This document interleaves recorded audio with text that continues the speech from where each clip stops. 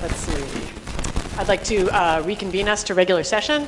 Let's start with the, may I have a motion, please, to reconvene for? So moved. Thank you. Second, please? Second. All right. Do we need to have a voice vote? All in favor? Aye. Anybody opposed? All right. Let's do the Pledge of Allegiance. The Pledge of Allegiance now. Linda, we should just have you do this, I think. It'd be less awkward. I pledge allegiance to the flag of the United States of America and to the republic for which it stands, one nation, under God, indivisible, with liberty and justice for all. All right, let's see if I can get the order right here. I see we have one communication noted on the agenda. Were there any other communications, Linda? No. Okay. Oh, I do want to make an announcement, though. Sure. Just to remind the 3 board members, 2 of which are here, that the deadline is approaching to file a petition for school board membership for the November election. If anyone is interested in filing a petition, they can get a copy from my office. I have some with me. The deadline is 4 p.m. on July 30th at the county clerk's office to submit the petition. That's it. Thank you. Okay. Let's see. I'd like to start with some corrections to the minutes. Linda, is it okay if I just move this, or do I need to read them in and ask for someone else to move them? How does this? Okay. I'm going to move. You can go forward if you'd like. That we make some corrections to the minutes before we adopt them. That's number 8 on the front page. Excuse me. One of them concerns an employee. It's sort of a reconfiguration of this salary. It's going to be followed, I think. Oh, no, wait, never mind. Okay, there's a salary issue. There are some new Schedule B numbers. I think there were a couple that were wrongly calculated, and the Community Arts Club are new positions. Excuse me. Number 30 is rescinding a motion. That's for the same staff member whose salary was being reconfigured up top. Summer technology work. I'm sorry, the feedback is terrible. Am I doing something? Like hollering too loudly into it? And there's two, you have to move 2 different items. I can't move all the corrections at once? 8 and 9. Okay, I'm going to move that we make the corrections listed in 8 and 9. I'm going to just, in case people have questions, there is an employee noted here whose salary has changed. And you'll see under 9, that same employee's summer hours were removed. So the salary has been configured as an annual salary in a slightly different amount. Everything else is self-explanatory. So I'd like to move that we make those corrections. May I have a second? Second. All in favor? Do we need a roll call vote on that? Yeah. Okay, sorry.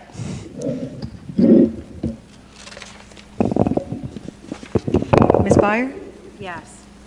Ms. Coleman? Yes. Ms. Gowan? Yes. Mr. Krieger? Yes. Ms. McFadden DiNicola? Yes. Ms. Pietrobono? Yes. Mr. Roslevich? Yes. And now I'd like to move that we approve the minutes as corrected. That's for May 14th, 2018, regular public and executive June 4th, and same for June 11th, all as corrected. May I have a motion to approve those minutes? So please? moved. Second? Second. May we have a roll call, please? Ms. Byer? Yes. Ms. Coleman? Yes. Ms. Gowan? Yes. Mr. Krieger? Yes. Ms. McFadden DiNicola? Yes. Ms. Pietrobono? Yes. Mr. Roslevich? Yes. And that's it for the awkward procedural things. Scott, could we turn to your superintendent's report, please? Thank you. So as promised, I have arranged for Ms. Elizabeth Asamoah, the director at the Teen Center, and the resident psychologist at the Teen Center, Dr. Scott Roth, to come before the board and the community to talk more about what the Teen Center has been doing to support our kids. Ms. Asamoah has a presentation prepared, so both of them will give us a little history lesson as well on how the Teen Center came to be. And then we'll wrap it up with some questions from the board, in case you have any. You may recall a couple of months ago, I talked briefly about the experience I had working with Kim Holman, the social worker at the Teen Center, and learning more about how we set up a structured support plan for kids who were referred to the Teen Center by either themselves, self-referral, parents, guardians, teachers. So without further ado, Ms. Asamoah and Dr. Roth, you're welcome to take the computer. I'm going to move so that I don't distract you.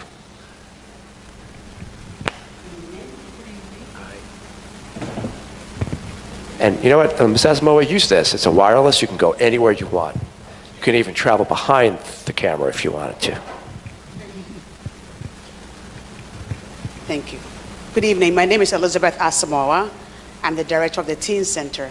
Dr. Taylor, thank you for giving us this opportunity. We also want to thank the board for giving us this opportunity to present the Teen Center to the school community and also to you as well. The Teen Center is a school-based youth services program. There are currently about 90 school-based youth services programs operating in 67 high schools, 18 middle schools, and 5 elementary schools in New Jersey. You can only get a middle school program after you get a high school. So that's the order in which it goes. You get the high school program first, and then you get the middle school program. Some schools have elementary school programs because the community has contributed towards having that. But generally, the grant does not cover an elementary school program. School-based, the Teen Center provides comprehensive program to all middle and high school students in Highland Park schools. We are managed by the Highland Park Board of Education. And I mention this because I think there's a misconception in the community that the school-based program or the Teen Center is managed by Rutgers University, but we are not. We are managed by the Highland Park Board of Education, so we are board employees. The program is, however, funded by the New Jersey Department of Children and Families. The grant, every year they renew it, so we have to complete the contract. So much paperwork, I think Linda will bear me out, and then we have to send it to them, and then they approve it. I think it's approved in bulk every 5 years. And the chances of the grants running out is very slim, at least as of the last meeting that we attended. So I think that's where we are with that. So some facts about the Teen Center. In 1999, and the dates, I think there's some different dates on that, but what I have on record is that a request for proposal went out for schools, for community members to apply for this grant to start a school-based program in their school or in their community. So then there was a collaboration between Highland Park Board of Education, the then mayor's office, and then also Rutgers University. So with the collaboration, the Board of Education will provide site or location within the school for the program to operate, and also to provide and train staff who will run this program. The mayor's office, as the mayor of the town, had to support it, that was fine, that they could do that. And Rutgers would also, they had a memorandum of understanding with the school to help us get interns from the GIZA program at that time, and then we continue to do that. So in 2000, the program was established in Highland Park High School for middle school and high school students. The Teen Center staff, we are tenured district employees, so just wanted to bring that. Our mission is to work collaboratively with parents, with the school and community to provide a structured and safe programming that support personal, academic, and emotional success for all students. Objective of this program is to provide a host of educational, preventive, supportive, and recreational services for the participants to develop their coping, negotiating, and decision-making skills. So we do a lot. Some of the goals are we promote healthy youth development. We also provide teens with a safe and supportive environment. If you've been in the Teen Center, you can tell that it's very calm. Kids feel very comfortable. They come there during lunch. They come there after school, before school. Kids are constantly there trying to, just collect themselves or center themselves before they go to class. We facilitate a smooth and successful transition from adolescence to adulthood. Being a child or being a young person can sometimes be very challenging. And so what we do, we try to work with the students to just to manage, the day-to-day stress, stressors of life, and to be able to succeed as young people. We also attempt to decrease the incidence of high-risk behaviors and increase healthy lifestyle choices for them. We provide participants with the skills to enhance their positive intra- and interpersonal relationships. And most importantly, we also encourage positive parent-child relationships. And that is why when a child or when a student is referred to us, we contact the parents so that they can be a part of the process. Dr. Roth will talk more about it at the appropriate time. So this is the program staff. I'm the program director. My job is to manage the day-to-day operation of the Teen Center, to complete the grants every year, and to do so many other things too with that. Scott is the supervising clinical psychologist. He supervises the GAZAP, the psychology interns, and also the social work interns. And he also sees students individually, and he does 100 things after that too. Kim is our family support case manager. She sees students. She also runs groups and everything. So we all do the same. We all do a lot of things together in the Teen Center. And Angie Harper is our secretary. Some of the counselors coming in next year, 2018-2019 school year, we have Christine Cho, we have Eliza Lasky, Ben Madsen, Jamal Ware, Nana Yafar, and Christian Roca. They will be coming when school starts. The Teen Center is open from Monday to Friday from 7:30 a.m. to 4 p.m. Now, this is what we have in writing, but it doesn't necessarily mean that that's what always happens. Sometimes a family might want to meet with us early in the morning or in the evening because, parents work and sometimes they cannot come within these times. So we will, if they make prior arrangements with us, Scott can come in earlier in the morning to meet with them. And then if they have to come in late, I stay late to meet with them. So that's how we have it worked out. We are open all year round, including summer. We are 12-month employees. Scott and I both are. We are closed on national holidays, and whenever this district is closed, we are closed as well. We try to take a student-centered approach where everything is centered around the student. So we let the student lead what they want in the Teen Center, what they want to see. And sometimes we survey them just so that they can tell us exactly what their needs are. Because we are adults. I mean, we are educated, we've been to school, we learned this is what we do, but we cannot, we don't know everything that the kids need. So everything that we do is student-centered to be able to support them and make them feel comfortable that this is our program, this is where we feel comfortable, and that we can go there and get the necessary services that we need. So our services are, we call it the one-stop shop. The kids can come there for everything. Whatever they need, the Teen Center provides. And at this point, I think I'll let Scott talk about our groups and our individual services. Good evening, everyone. So we saw those goals earlier in the slides, and we try to accomplish those goals in several ways. We do it through some of our group interventions with kids, and you'll see the kind of themes to our groups. We have support type groups, we have more intervention type groups like skill building groups, anger management type groups, and we also have empowerment groups at both the middle school and high school level. So Boys to Manage is an example of our high school male empowerment group. We have our college life group for kids transitioning out of high school to whatever is next. We have our freshman group, which is aimed at supporting our freshman students. We have an international group that we run in collaboration with our ESL staff, and we have our leadership group. Thank you. We have our SAGA group, which is our Sexuality and Gender Alliance group at the high school. We have our Spice Girls, which is our female empowerment group. Ms. Holman runs our Safety Ambassadors group, which is a group that we train high school students to go down to the elementary schools and teach them about a variety of issues about being safe in the community, bike helmets, things like that, safely walking around town. As I mentioned, we have an anger management group. It's more of an emotional regulation skills group that we work with kids who may have difficulty regulating themselves. We've run grief and loss groups for kids in our community who have dealt with this or are grappling with this issue. In the middle school, we've run an organizational skills group for those students, and our Smart Girls is our female support empowerment group at the middle school level. I'm going to kind of take you through what it's like for a kid who's referred to the Teen Center for Mental Health Services from the initial referral through hopefully a successful discharge from our program. So initially, like Dr. Taylor had mentioned, we get referrals from a variety of sources. I would say primary referral source are our staff within the school. So we get referrals from teachers, child study team, guidance counselors, administrators. After we get some parent referrals, we get a lot of self-referrals. We get a lot of kids who walk into our office saying, I'd like to speak with someone, which I think speaks to the culture of our program being embedded in the school community where kids know this is where we go if we need some emotional support, which is a nice thing. We've gotten referrals from community agencies or therapists in the community as well. And then sometimes we have friends drag their peers in saying, I told you need to talk to someone. And that's how we'll get the therapy started.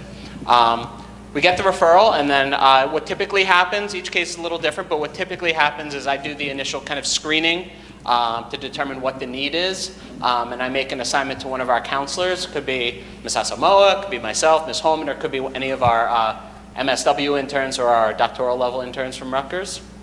At that point, that's usually when the initial parent contact is made. We'll reach out via phone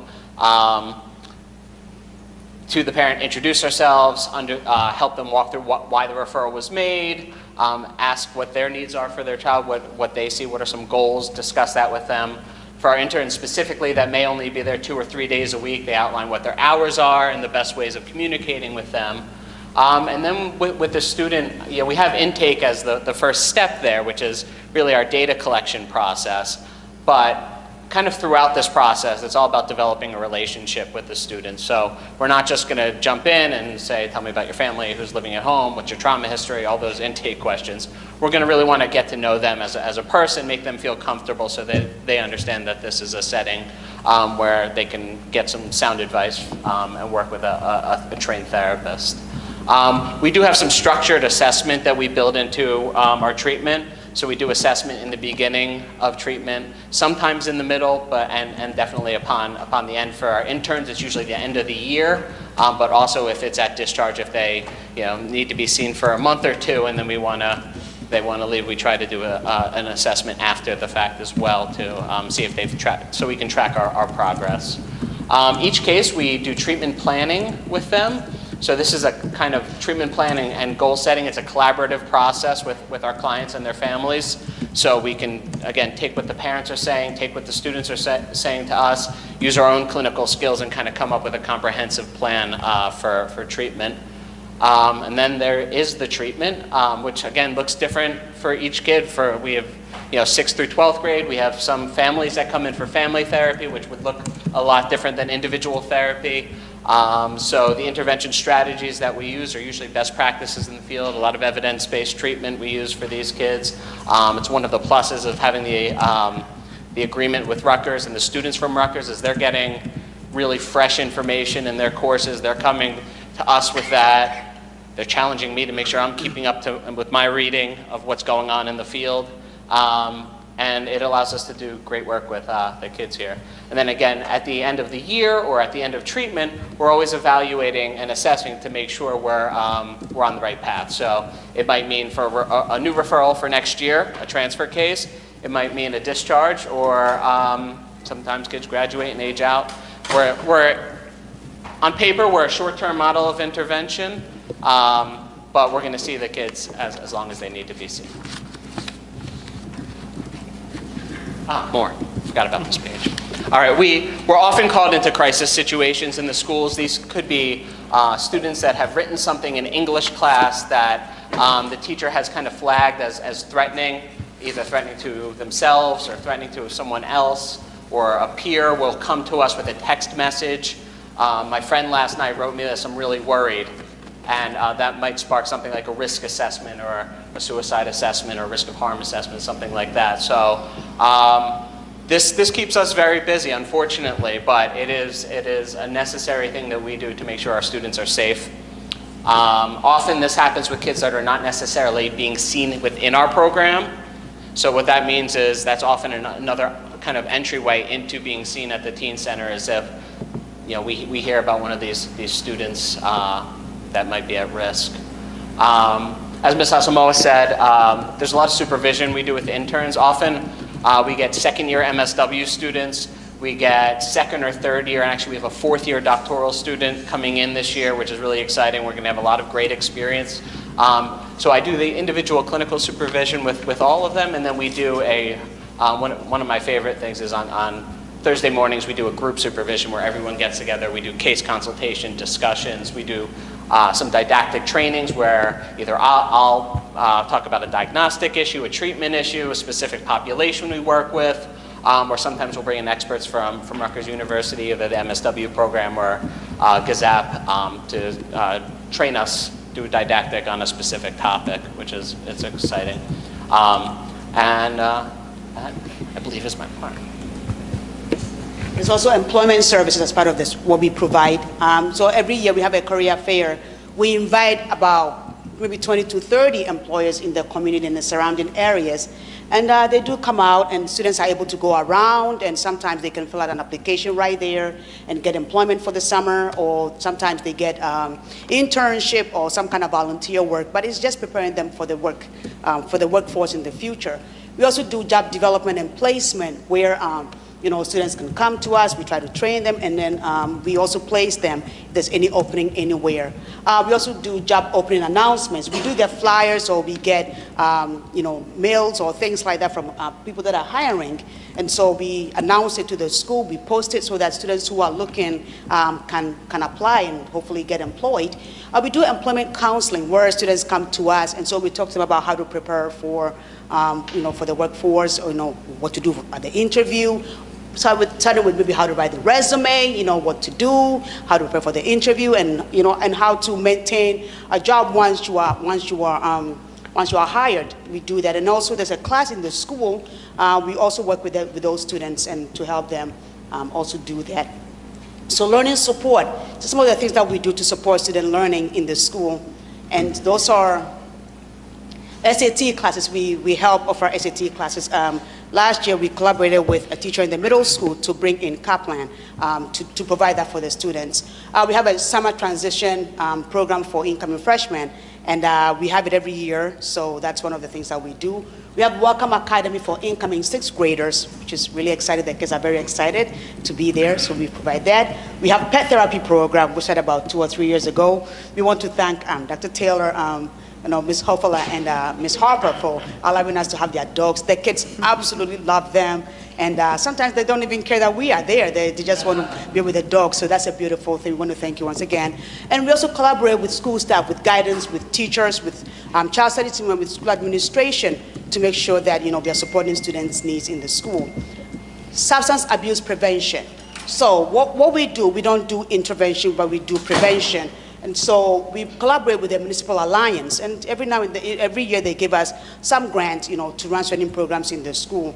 And some of those programs include Class Action. It's a alcohol prevention program. And we also have We Are Not Buying It. It's for the middle school program. It's a smoking cessation program. So we do that. We also have school-wide assembly where we invite a speaker to come in and talk about certain issues. And we also provide referrals as needed for kids that need more than we can provide for them.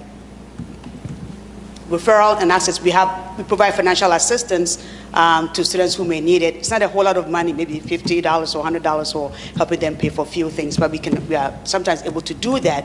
We also make referrals to community agencies or social services. Sometimes they may be uncomfortable going there, or maybe even completing the form, and they need somebody to help them fill out the forms or things like that. So we try to direct them to the right place. We provide assistance with insurance application. I think it's NJ Family Care. The form is very complicated, and sometimes some of our families cannot really, navigate it. So we try to help them do that. We provide Thanksgiving gift cards every year for some of our families that may be struggling financially. Once again, like I said, it's not a whole lot of money, but $50, $30 is enough to buy one meal for a day. We also give holiday gift cards, and we also provide immigration and legal referral assistance. So for some of our new immigrants or families that are struggling with immigration services, we can connect them with lawyers or with people that are well-versed in these areas to support them and provide that for them. We have after-school programs, and some of them are ping pong club. We have our volleyball club, and we also have our badminton club, so we supervise these clubs. We also have a philosophy club, which was started by a student many years ago. We have our art club, anime club, and of course a very popular K-pop that you're all very much aware of. We have cultural and educational field trips. These are some of the trips that we've done in the past. We've gone to the American Museum of Natural History, we've gone to the Apollo Theater and then African Burial Grounds in New York. We've done Broadway shows. We've gone to the Camden Aquarium. We've done Franklin Institute. We've done the Holocaust Museum in DC. We've gone to the Intrepid Museum in New York.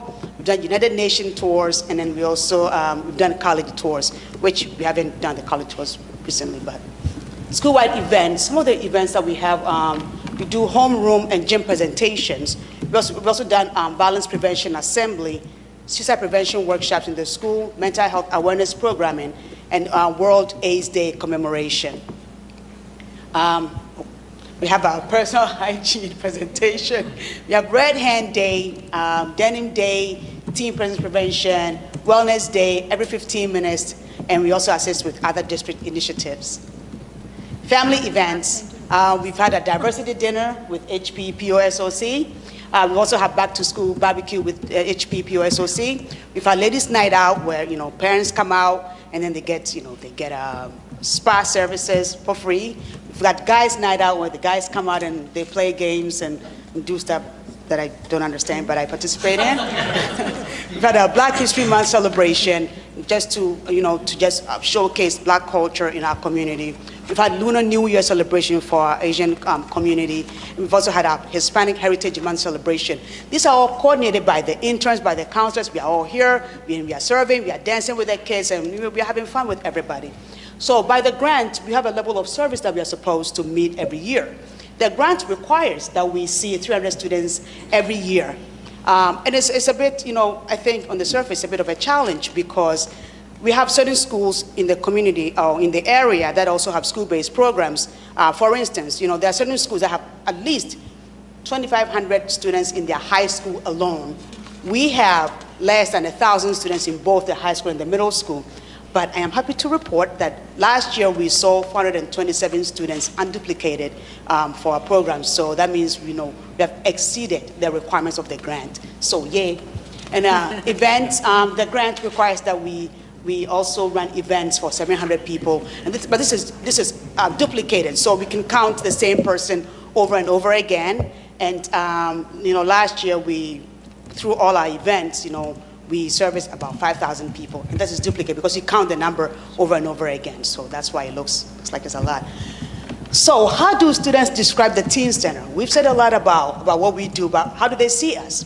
They describe the Teen Center as safe, as great, and we didn't make this up, really. The students wrote these themselves when we surveyed them. It's a fun place to be, it's happy, interesting, amazing, okay, comfortable, fine, helpful, and calm. What did you like the least about the Teen Center? We asked the students. Their response was nothing. Nothing. People are complaining they can't take 2 snacks. Okay, you can only have one. That we become concerned too quickly. It wasn't a big deal. I didn't really mean it like that. You guys took it out of context and you're making a big deal out of something that I said to a friend. Or how I can see my counselor once per week. Because sometimes, as Scott said earlier, after maybe we are short term, so we may decide that because we have so many students to see, that if you think you are doing a bit okay, we'll try to see you every other week. But then some students complain, why can't I come every week? And then some of this, why do you have to call my parents? Why can't it just be between us? But yes, we explain we have to let your parents know. So in their own words, what do the students say? My overall impression of the Teen Center is it is very helpful when you have a problem outside of school or in school. Another one's impression is that it's a place that is open for children who need a place to talk, and that it is trying to help children who have problems with bullying, stress, body image, etc. One said, I love the Teen Center. And another said, effective and helps many people. The willingness of the staff to help, it made my high school experience great. So we take a collaborative approach, which we work with the parents, the school staff, with community programs, with students, with our funders, with the CLB members, and then also with the board. So that's how the Teen Center works, because we believe that it takes a village to raise a child. And we say this because, the village is each and every one of us here helping to make the students' life what it should be by providing the support and by providing whatever we can do for them. Because we've been there, and hopefully thankfully we made it, and that's why we are the adults that we are now. But with all of us working together, we can get the students to where they need to be. So thank you for your time. Thank you. Appreciate it. Any questions?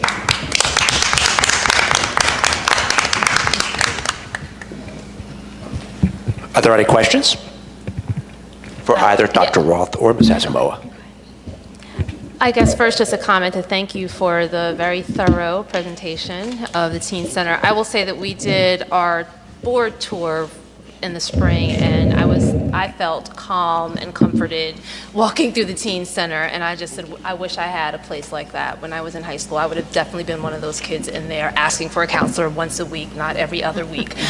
So I think this is a really great thing for our students. And I'm glad that you pointed out the numbers, because that was one of my biggest questions. What are your numbers like? Yes. And I want to know, for the students who do not get referred to you or who do not refer themselves, how do you offer yourselves? You know, how are we promoting and marketing the Teen Center so that students really know all of this that you're doing, that all of these things that you're doing are coming from the Teen Center? I don't think, maybe I could be wrong, but I think there's a lack of general awareness of all that you actually do and provide. And there can even be maybe a stigma for some kids with Teen Center, thinking of it as just a counseling place, right? Yes. So I don't know what your feelings are and your experience are in that regard, but I feel like we should be really promoting this more, and maybe I'm missing something, but I would like to know a little bit more about that. Yes, so what we do every year in September when school starts, I think the first week is suicide prevention. So we go to classrooms and then we talk about suicide prevention, which we really don't want to do, but it's a state requirement, so we do that. But then the subsequent, the second and third weeks, second week we go to the middle school, and we have a form that we call our interest form that lists all our services. And so the students, we give it to them, and also we give them consent forms where they can check what services they want to be a part of, either counseling or groups or after-school programming. And we take that from them and we give them a consent form to take to their parents to sign. And we even promise to give them a sweatshirt or a T-shirt or a water bottle or something when they return it. And most of them do. So that's how come they get, yes. So we tally all that, and then we reach out to them when our groups start, you know, in October, and we invite them to be part of it. Sometimes when we reach back to them, they decide, oh, my friend doesn't want to come, so I don't want to do it, or anything of the sort. So that's, we do that for both middle school and high school. We go to all the gym classes, and you know, we're able to reach all the students then. We also do a lot of classroom presentations on different topics. So once we go there, even though we go there for, say, suicide prevention, we also promote our services, you know, and that's one way we also announce what we do. And I'm sorry, just one more question that I did have I wanted to ask is about the career fair job Yes. development piece and the SAT classes, which I think was new, right? We've had it for years, but we had teachers from our teachers in the school that used to run it. Right, But last year we had Kaplan, yes.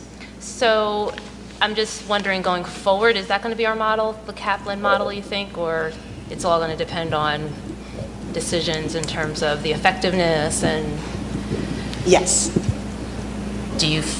I guess I'm just curious to know, do you feel like there's a difference in terms of getting an outside vendor to come in and do it? Yeah, I think it was really nice and very helpful to have them, because they had more resources than we can provide for them in the school. So that was very helpful to have them. Plus the fact that they gave us a scholarship of, I think 10 students for free, that was very helpful. And it didn't matter if the students that we got, the paying students, were from our district or not. So in any way, we ended up benefiting from that collaboration. So we would like to do it again, definitely. That's okay. So, okay. Yes. How did you feel about with the 10 scholarships? Do you feel that met the demand for scholarship positions, or were there multiple students that wanted to be on a wait list? In other words, do we need more financial support for students who can't afford the classes? Yes, there were some students that couldn't make it. Okay. But there were several reasons why some of them could not make it. Well, the 10, I mean, I think if they would increase it, that would be great. But we also, to be fair, we also, as the students that were referred, to write a little, maybe a paragraph, maybe one page, not a paragraph, maybe a one page essay about why they think they deserve to have the scholarship. And some didn't want to do it, and, so those who did got it. But definitely, if they increase the number, we will definitely have students that can meet it. I mean, what do you think if you didn't have a sort of a writing a paragraph requirement? Do you have a sense for how many students would want and need the scholarship? Trying to assess like how, how many of our students are in need of these services Yes. and would do it if they didn't have to write something. When we reached out to teachers, we had about maybe 20, they referred about 20 students. 20 So students? let's say 50% of their referrals got it and then 50 did not, yeah. I see, 20 total 20 probably total, would yes, want it. 20 need it. total. Okay. It All could right. have been more, but it's just, it just happened so quickly. Sure, that sure. We sent out, yes. Well, that's something the board can Yes. perhaps talk about at some point, whether we want to help support Definitely, that. There's a need there. There's Okay. definitely a need there. Okay, yes.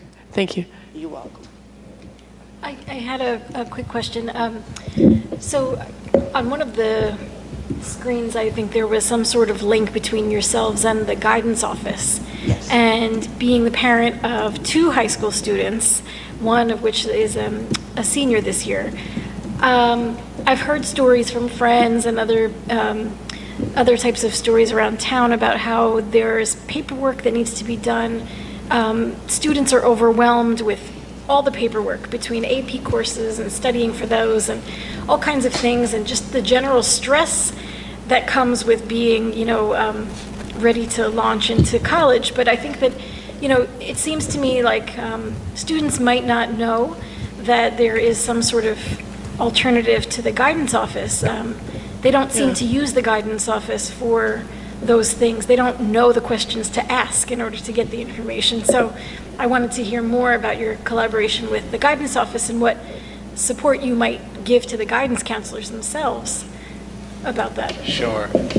So 100% yes. I think we're seeing a big uptick in kind of these anxiety/stress related, academic stress related referrals.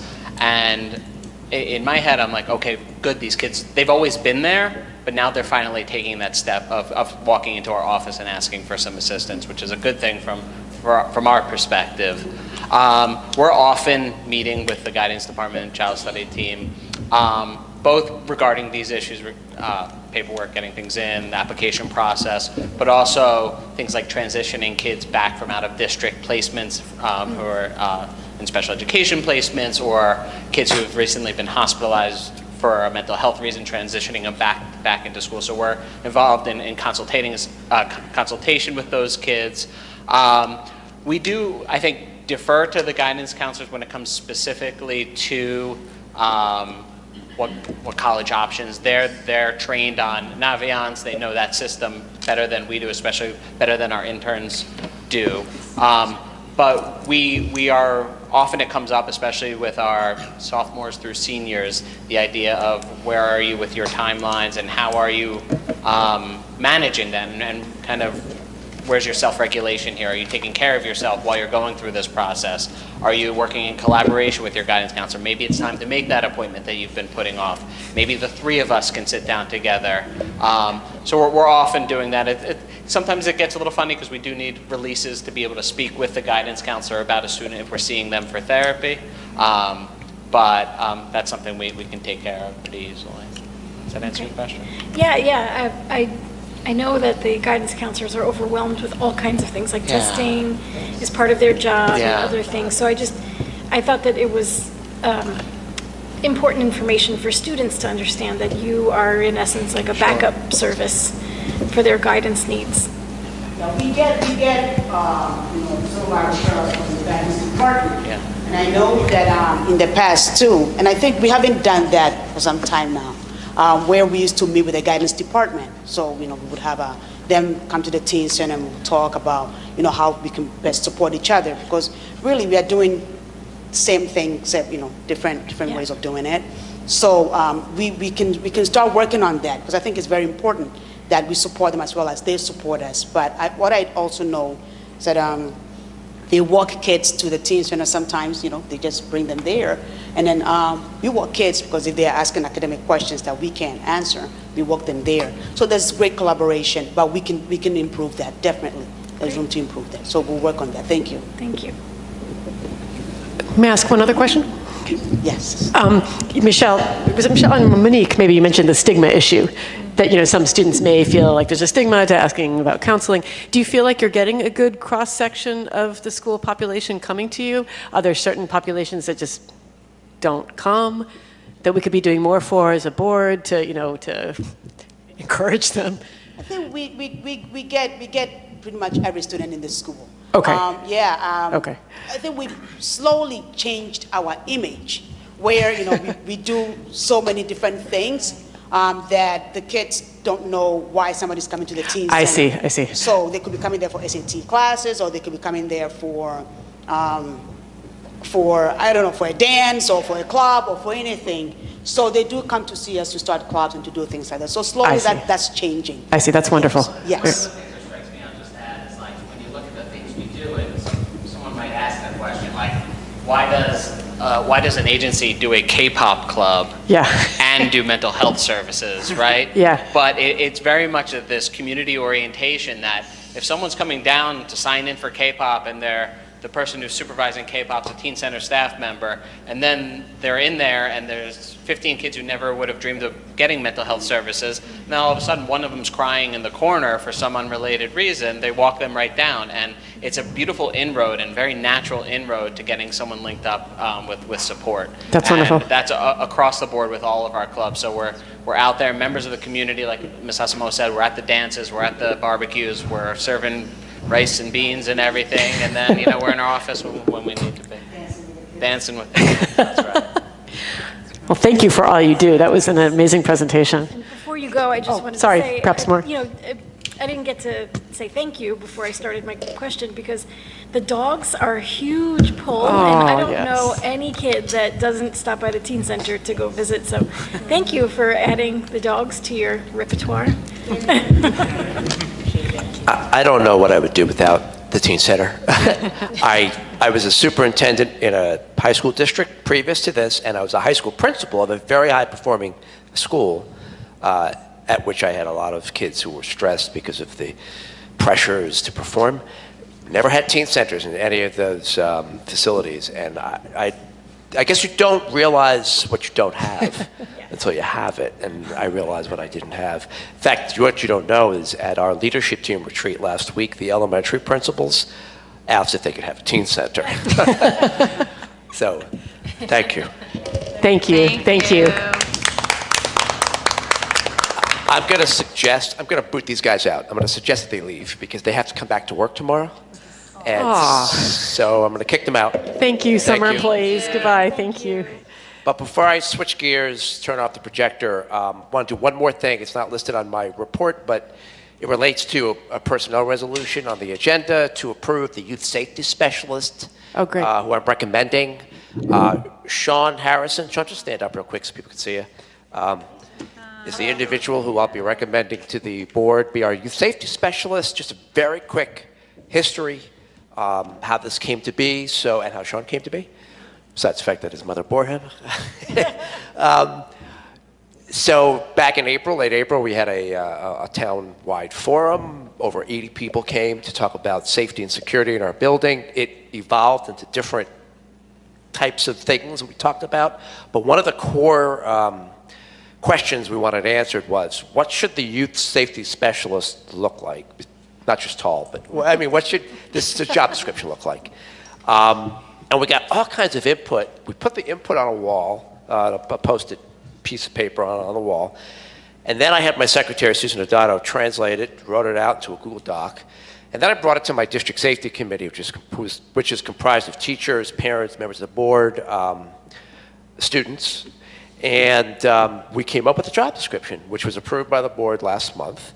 Gave me the green light to go ahead and post for the position, interview. Sean came to our attention and was the top candidate for a variety of reasons.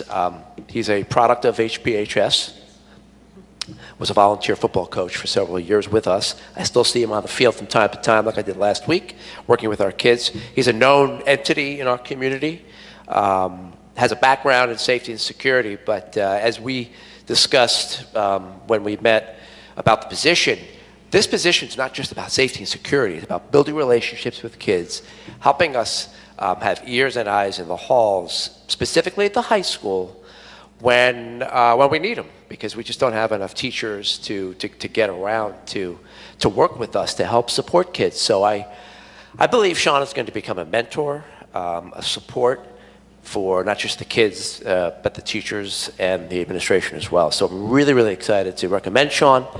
I'm also going to let him leave, or kick him out, because he was gracious enough to come out from his busy schedule and say hello. So he's not going to speak, but he's going to say hello. Thank you so much for coming. Thank you. Welcome to our school. Thanks for being here, Sean. And with that, I pass the mic back to you. All right, Madam I'll Vice figure out President. what to do next. Thank you so much, Scott. All right, here we go. We're going to look at our board committee reports now, our action items. Michelle, do you feel ready to give the curriculum and instruction report? Sure. Okay. So I wrote it out and sent it very last minute. So I'm just going to read pretty much verbatim what I wrote. Hopefully it's not too long. So we had our meeting Monday around 5:30 of last week, July 9th, and Ruth made a guest appearance, although we were missing Monique, and she has all of our notes, and we reviewed the agenda first. And so if you look at your agenda, you'll see item number 2 is the HIB report, and we looked at just the May discipline report and HIB report for the middle school and high school. And it's no more than usual. We'd like to see 0, of course, but there's no uptick. Item number 6 is the school self-assessment regarding anti-bullying Bill of Rights. So this is a self-reported type of grading system that schools give to the state of New Jersey Department of Education so that they hear from us how we are doing with our anti-bullying procedures. And as the board knows and the community would like to know, that we've made dramatic improvements in our HIB processes over many, many months, pretty much the last year and a half, I would say, of really fine-tuning the reporting. We have binders that are filled monthly with all of the reports in paper. We also get the digital copies as board members, so we have plenty of time to review and get into the nitty-gritty of each and every incident that occurs. That is separate and apart from discipline and the discipline report. So, you know, that's a really important distinction to understand, that the HIBs are you know, something that we look at, we look through thoroughly, and we approve or disapprove. That's not to say that if we disapprove or don't agree with a HIB that nothing happens. There is a consequence that is taken care of through disciplinary action. But the HIB report is what we report to the state so that we all have an understanding, according to the statutory definition of harassment, intimidation, and bullying, what is done and how it is handled. But that is a very narrow definition in that statute. So we do, I think, a much more thorough job than we used to, even just a year ago. The assessment was done by the building administrators and also was reviewed by Dr. Taylor.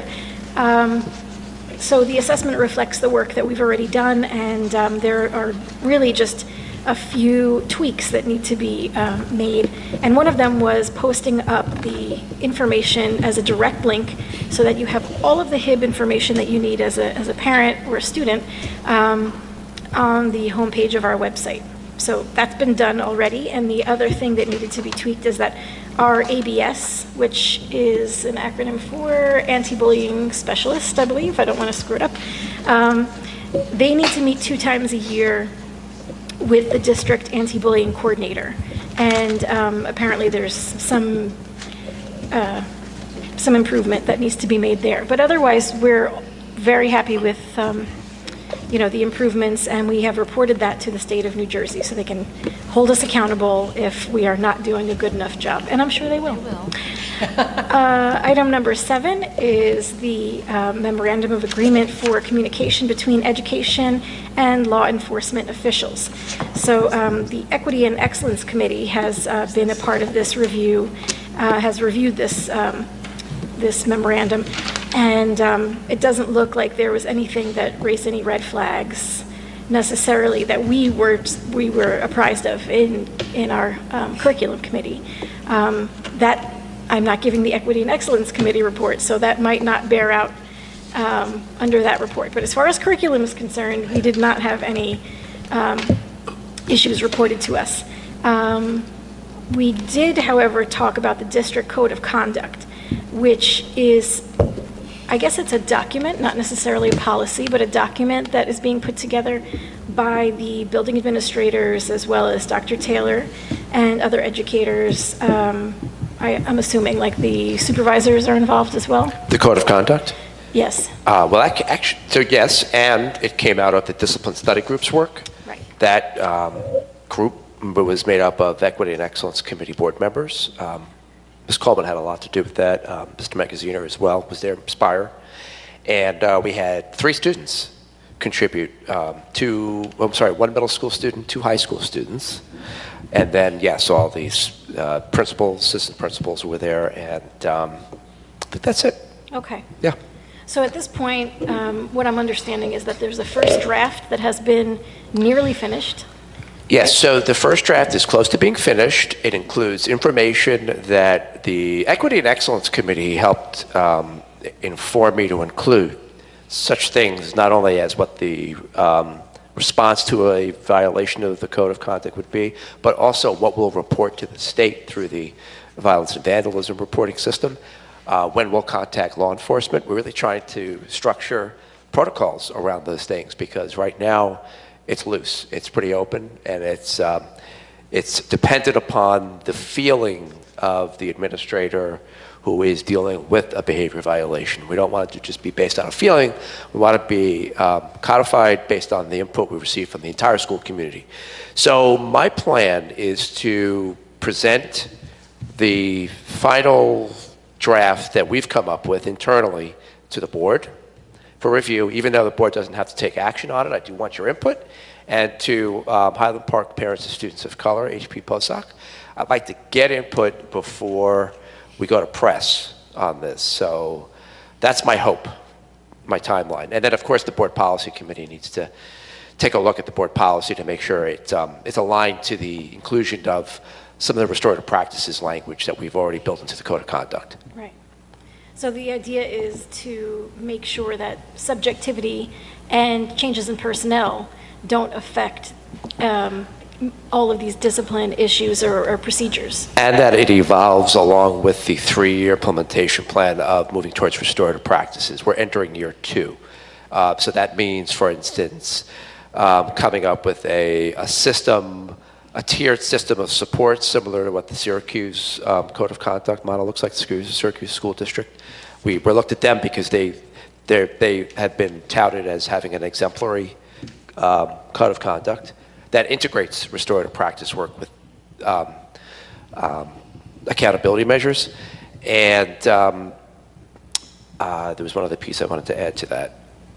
Forgive me, it'll come back to me. But obviously, I'm going to get into this more in August after the board gives me input, and I reach out to HP POSOC and get its input as well. Right. Yeah, I'm looking forward to seeing the finished product. And you know, we did talk about how Dr. Taylor would like us all to have a hand in reviewing this and wants as many eyes on it as possible. My next subject to tackle, by the way, since we're on this topic, will be the dress code, but we're not there yet. I've expressed to the board my concern about some bias in the dress code, particularly gender bias. That's a big discussion that has to be had, along with other items that we need to discuss. But that'll be the next. That's the next nut to crack. That's going to be a juicy one. I can't wait. Yes, we're doing some research. I had an intern who was engaged in some projects, and one of the projects I gave her was to do the research on gender bias and dress codes in K-12 schools. So As we're a Catholic getting school we're start. survivor, I am really looking forward to that conversation.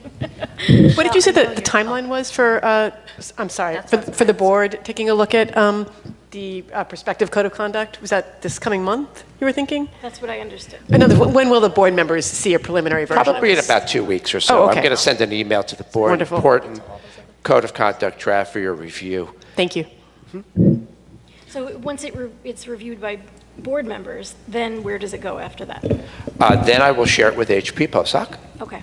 And I'm going to try to accelerate the timeline so I can collect additional input before it goes to press. What we're trying to do, particularly at the high school uses a publishing company to bind and produce its handbook, student handbook, and we're trying to weave all of this into the handbook.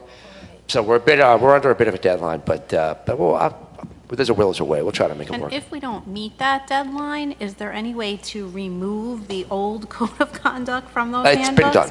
Okay. In fact, as a matter of fact, today at 3 o'clock, I had a meeting with our new assistant principal at the high school, Keisha, and Mr. Lassiter, and we collaboratively looked at a Google Doc, and we started to tweak some things. For instance, there was a passage left over from the old days in there about community services being one way to hold students accountable if they've violated the code of conduct.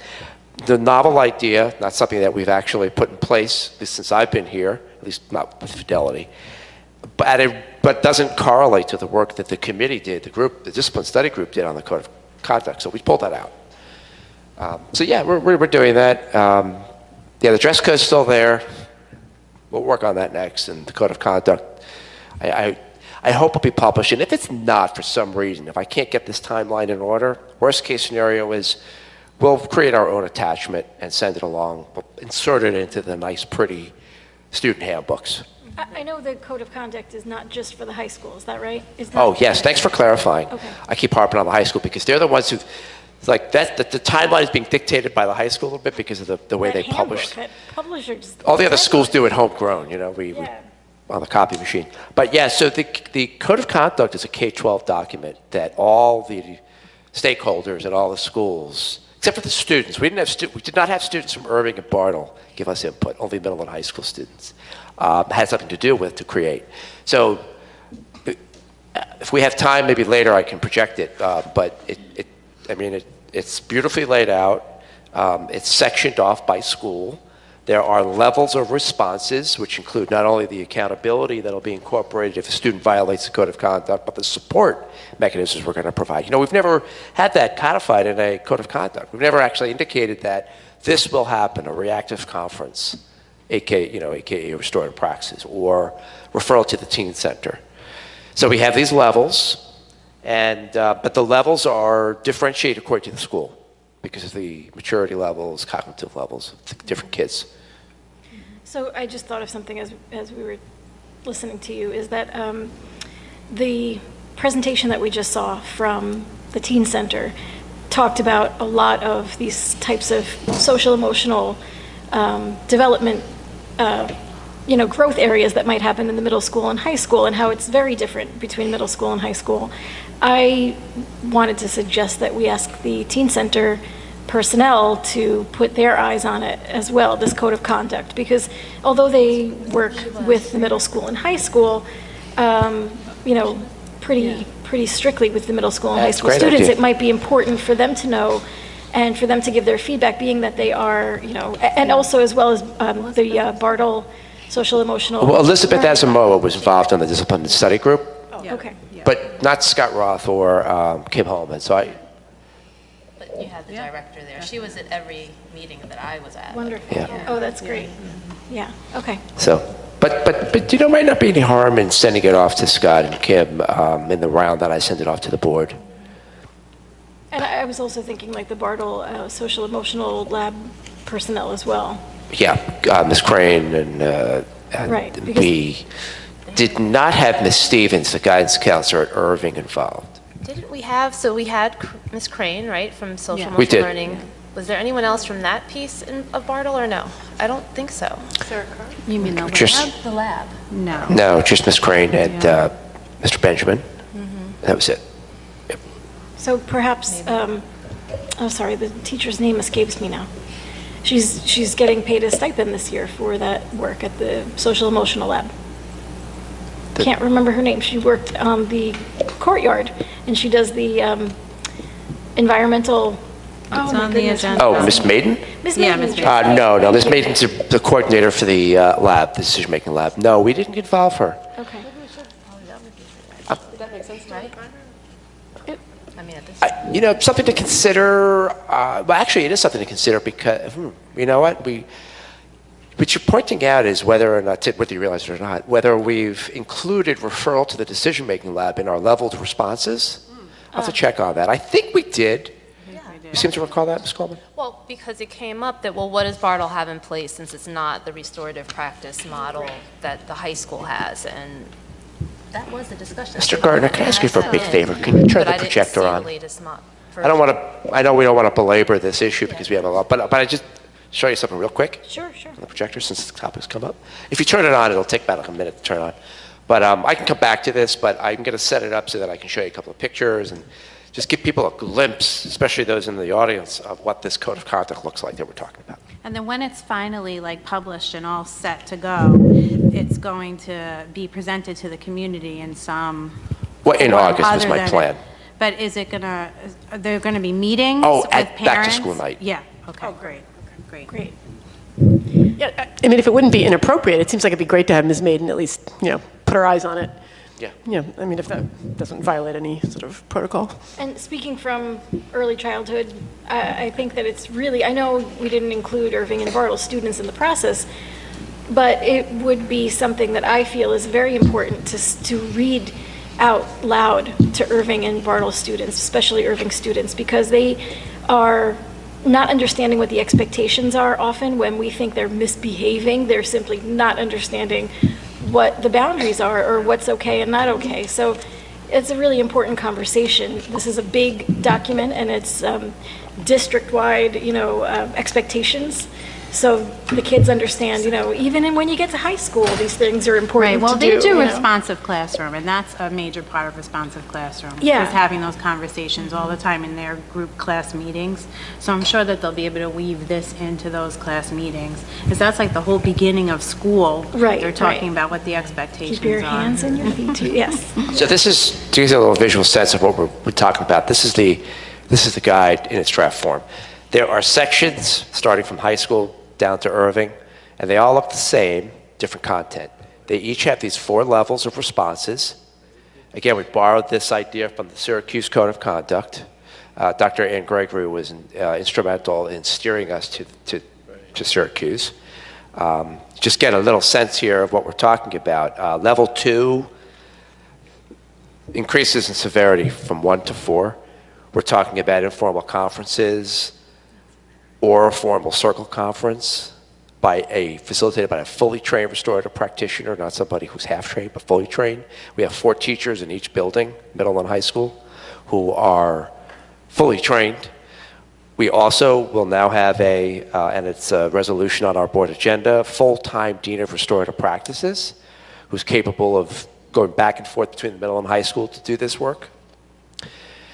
And then down here we have really what's going to be one of the more helpful elements of the Code of Conduct, a list of all the behavior violations that we could come up with, and you see it's categorized. And this speaks to what you said earlier, Michelle, about how there's the HIP reporting process, and there's also the way we might discipline students or give them support if they violate our Code of Conduct as it relates to bullying, separate. Not always, sometimes they overlap. But here what you see we've done is we've indicated what level each violation would prompt us to enact. If at all, we would refer this to the state, the SSDS reporting system, is what I was referred to earlier, and if law enforcement would be contacted. So if you look at the last column, by the way, law enforcement conduct, I think we're only suggesting that there are 2 items. This has to be updated, but recording or publishing a fight is 1. And there are my texts, and I think that's it. There was one other as it relates to serious infractions of the tardy chronic absenteeism policy if it requires us to go to the municipal judge for intervention. You can comment on that, of course, if you have concerns when I send the draft out. Why don't we read the whole trying to recall thing? where that was Yes. and what we. We didn't talk about that when we did this. That must have come up later. We just had It's for another I was on conversation. the high school team. We talked about the tardiness and it's a difference if it's, how many times in a school year, and we really had much conversation and discussion around that, you know, and we didn't discuss that. And the middle school, oh, sorry. That's okay. Go. No. We can revisit. You'll have an opportunity to ask questions, provide input. So, anyway, that gives you a visual sense of what we're talking about here. Okay, so moving on. Item number 8 on the agenda is a kind of a re-upping of our Department of Psychology Internship Consortium agreement between Rutgers and Highland Park for our social emotional decision-making lab. So the Rutgers students that are listed there will be under the direction of Bartle educator Tracy Maiden. Forgive me for forgetting your name before. She will be paid for the first time a stipend for the year to oversee the lab and coordinate. It's a very valuable work that she's doing, so we're personally happy to do that. And also concerning the social emotional lab, Dr. Taylor mentioned that he will be meeting very soon with building principals, Ms. Osemier, Mr. Benjamin, Ms. Crane, and the Irving principal to talk about the overlap between responsive classroom and the Bartle Social Emotional Lab, so that there is so that they can work on creating clear direction for the staff involved and provide supports so that they can create continuity for our students throughout their experiences at Irving and Bartle. Item number 9 on the agenda is the approval of university graduate students through the Rutgers Graduate School of Education for their student placement in our district with teachers. And I was given the opportunity to be included in the process. They're kind of retooling the process. It was pretty crazy the way they had it set up. It was kind of very, I don't want to say disorganized, but it was, it needed some direction and some deadlines, and also interest from teachers needed to be codified before they were thrown a student teacher. So that is a little bit delayed because of that process being retooled, and so it's a little delayed on our end, but there are students that are in place. Don't know where they're going to land, I think that's the problem, right? But they're in district somewhere. We also talked about the middle school math remediation and enrichment programs. So there is some sensitive personnel issue or items that we did discuss in regards to this program, and that stuff I left confidential, but I can tell you that I had some concerns about equity and access to this program. So just a really short background. The program is something that Ms. Osemier was very keen on starting so that we could give as many students as possible free enrichment over the summer, because we had certain students taking enrichment courses that could afford to, but we weren't able to offer the same enrichment for students in-house free of charge. So if students were interested, they were offered this enrichment program through Title I funding. There were 25 spaces available at first, and we were under the impression that it was open to all. Access was open, but we're talking about 6th through 8th graders, and those 8th graders are going to be, this is their last opportunity to take algebra by 8th grade. So what's important to know is that students that take algebra by the 8th grade do far better and are on a consistently higher track in high school for math, and more likely to major in STEM, like careers, I guess, go forward in the STEM area. So anyway, it's a very important mile marker to reach by 8th grade. So I had some concerns about how the 8th graders were not given the first opportunity at those 25 spots, because that was their last opportunity to take any kind of enrichment to get them ready for algebra by 8th grade. Unfortunately, I would say a majority of the class is made up of the very youngest students in our middle school. I see. So So that was why it became an equity issue and an access issue. It's more sort of helping students that are already at level get up there, Right, as so opposed to now- students that might want to get up to that point in the first place? Right, so I see. there were plenty of opportunities, there were 25 spots available. They could have been filled by all incoming eighth graders, right? That would have handled like half the class or something, right? Not even, but anyway, that became kind of an issue, but it was missed, that no one assumed that would become an issue. Unfortunately, that became an issue because there was some heads up given to the youngest students in the building that they needed to take advantage of this opportunity before anyone else did, because the spots were going to fill up. So unfortunately, we're going to have a situation of inequity where we have incoming seventh graders taking geometry and then going to the high school for their eighth grade math classes. Seriously? Where, yes, so now we have a very serious inequity issue in terms of math. So here we have the opportunity gap sort of becoming wider. I'm glad you pointed this out, because I would never have realized that this was happening. This is the way the opportunity gap, sort of widens. Yeah, and just to clarify, I'm not disagreeing with you at all, but wouldn't it be the incoming eighth graders that then would be on the geometry, at the geometry Yeah. level? Because we're talking about you said the incoming seventh graders were going into algebra. Yes, but not They're taking necessarily. algebra now over the summer, so they will be going into geometry. In seventh grade or in eighth grade? Seventh? grade. So, Okay, so that's pushed down even. so it's 'cause pushed I- even farther Right. than it Yes. was. And we So would then that's- offer Algebra 2 trigonometry to the eighth graders, in some cases, placing them with high school students if necessary. We do have a demand for that. Right, I'm and sure we that's do, been but- over, I think, the past year or two, that it's getting further pushed down. Right, and so we did so much, hand-wringing over the achievement gap in the past 5 years, at the very least. And this very well-meaning program, which was put together with, Title I funds that's supposed to go towards, kids who really need it the most, it was unfortunately, I feel it was used inequitably and unfairly. So it was not meant to, but it did have that. I mean, and it's true that there is a need, there is a desire for people to get ahead in math, and that's great. We should serve our highest achieving students, but we also have a very pressing need that we've chosen to focus on. Right, and the two sides of it is, unfortunately, even if we had the opportunity to offer it to the eighth grade students a couple of months ago, there's no way at this time to know whether or not we would have had more eighth grade students in that program or not, or excuse me, seventh graders going into eighth grade.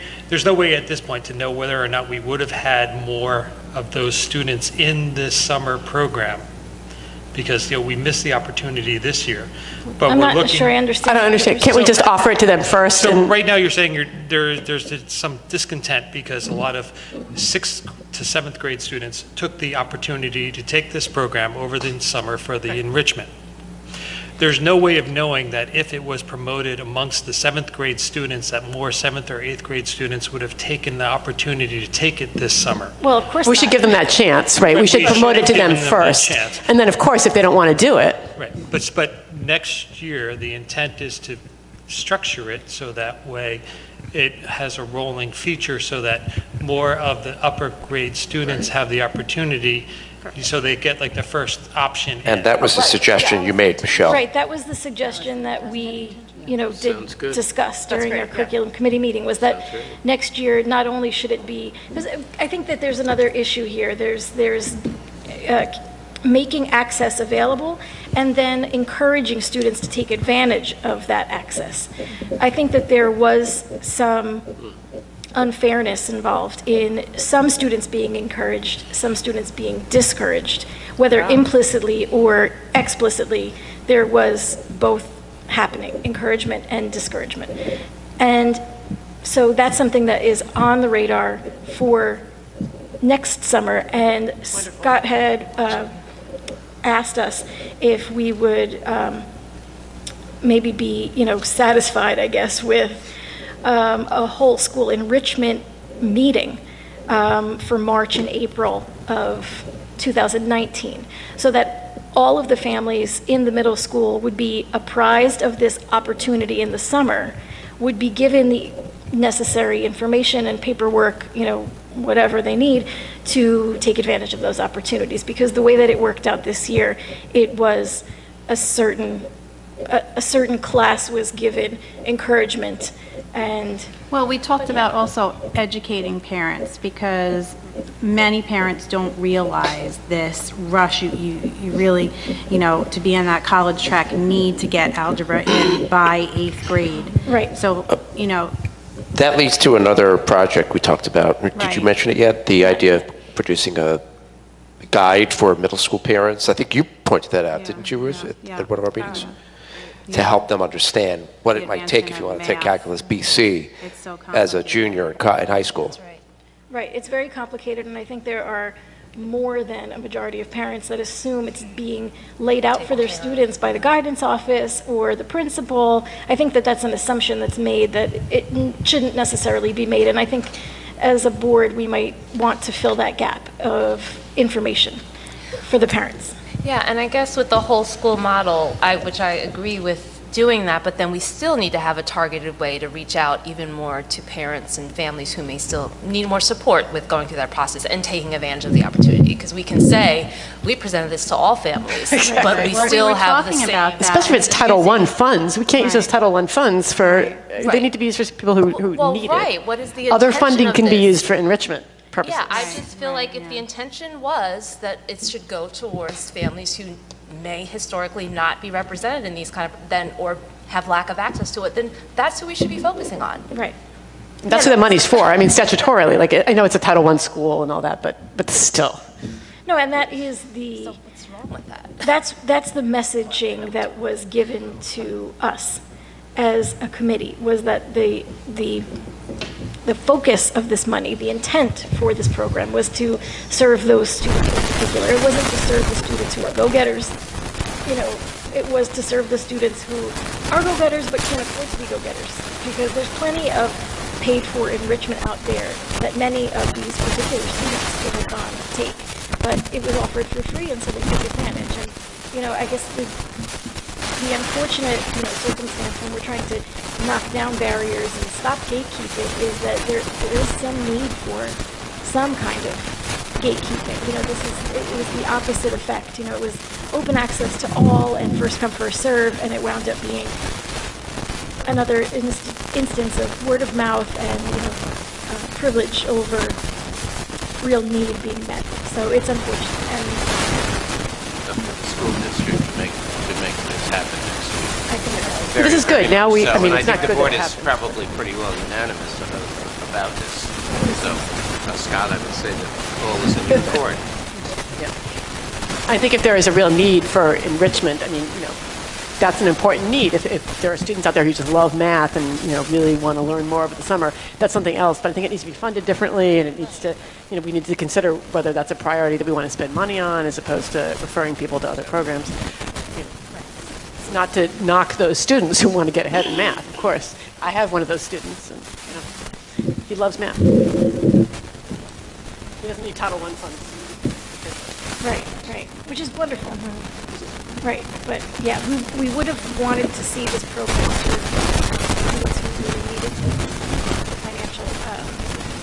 So they could get up to the same level that other students are at because their parents already paid for it, or they could have support of a certain kind at home. Right, so I think that we could also talk about ways in which we can help those 8th graders who are not able to take this program. Perhaps next summer, they would be given first choice. 9th grade enrichment.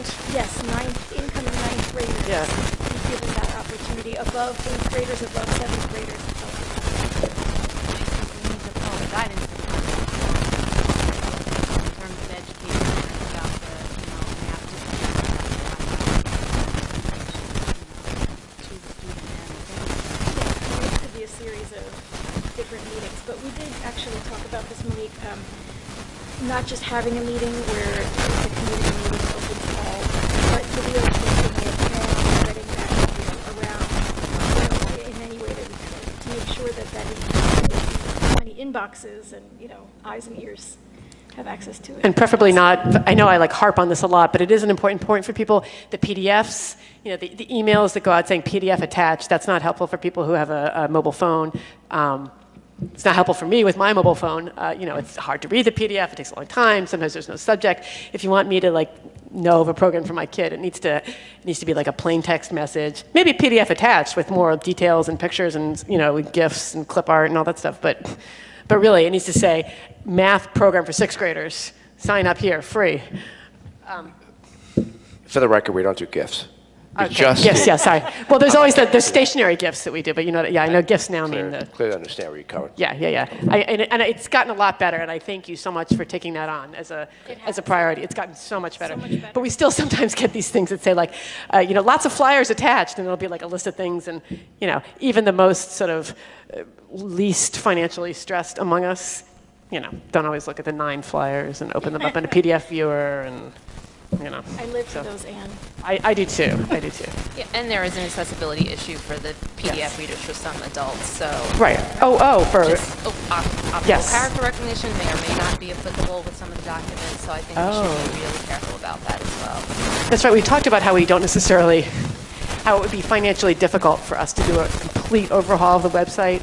I mean, I would like us to do this as soon as we can to make it 100% accessible to screen readers and other, you know, accessibility technology.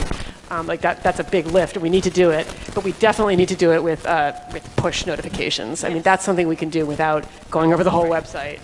I hadn't thought about that. So PDFs do not always They don't, because translate. They may be image-based or, and if it's not OCR ready, it's not going to come through at all for a person who needs that. And if people have a data plan, a primarily data plan, it also eats up a ton of data. And, you know, if you're relying on mobile technology, it's expensive to read PDFs. So yeah, it sounds like keeping it simple would be best.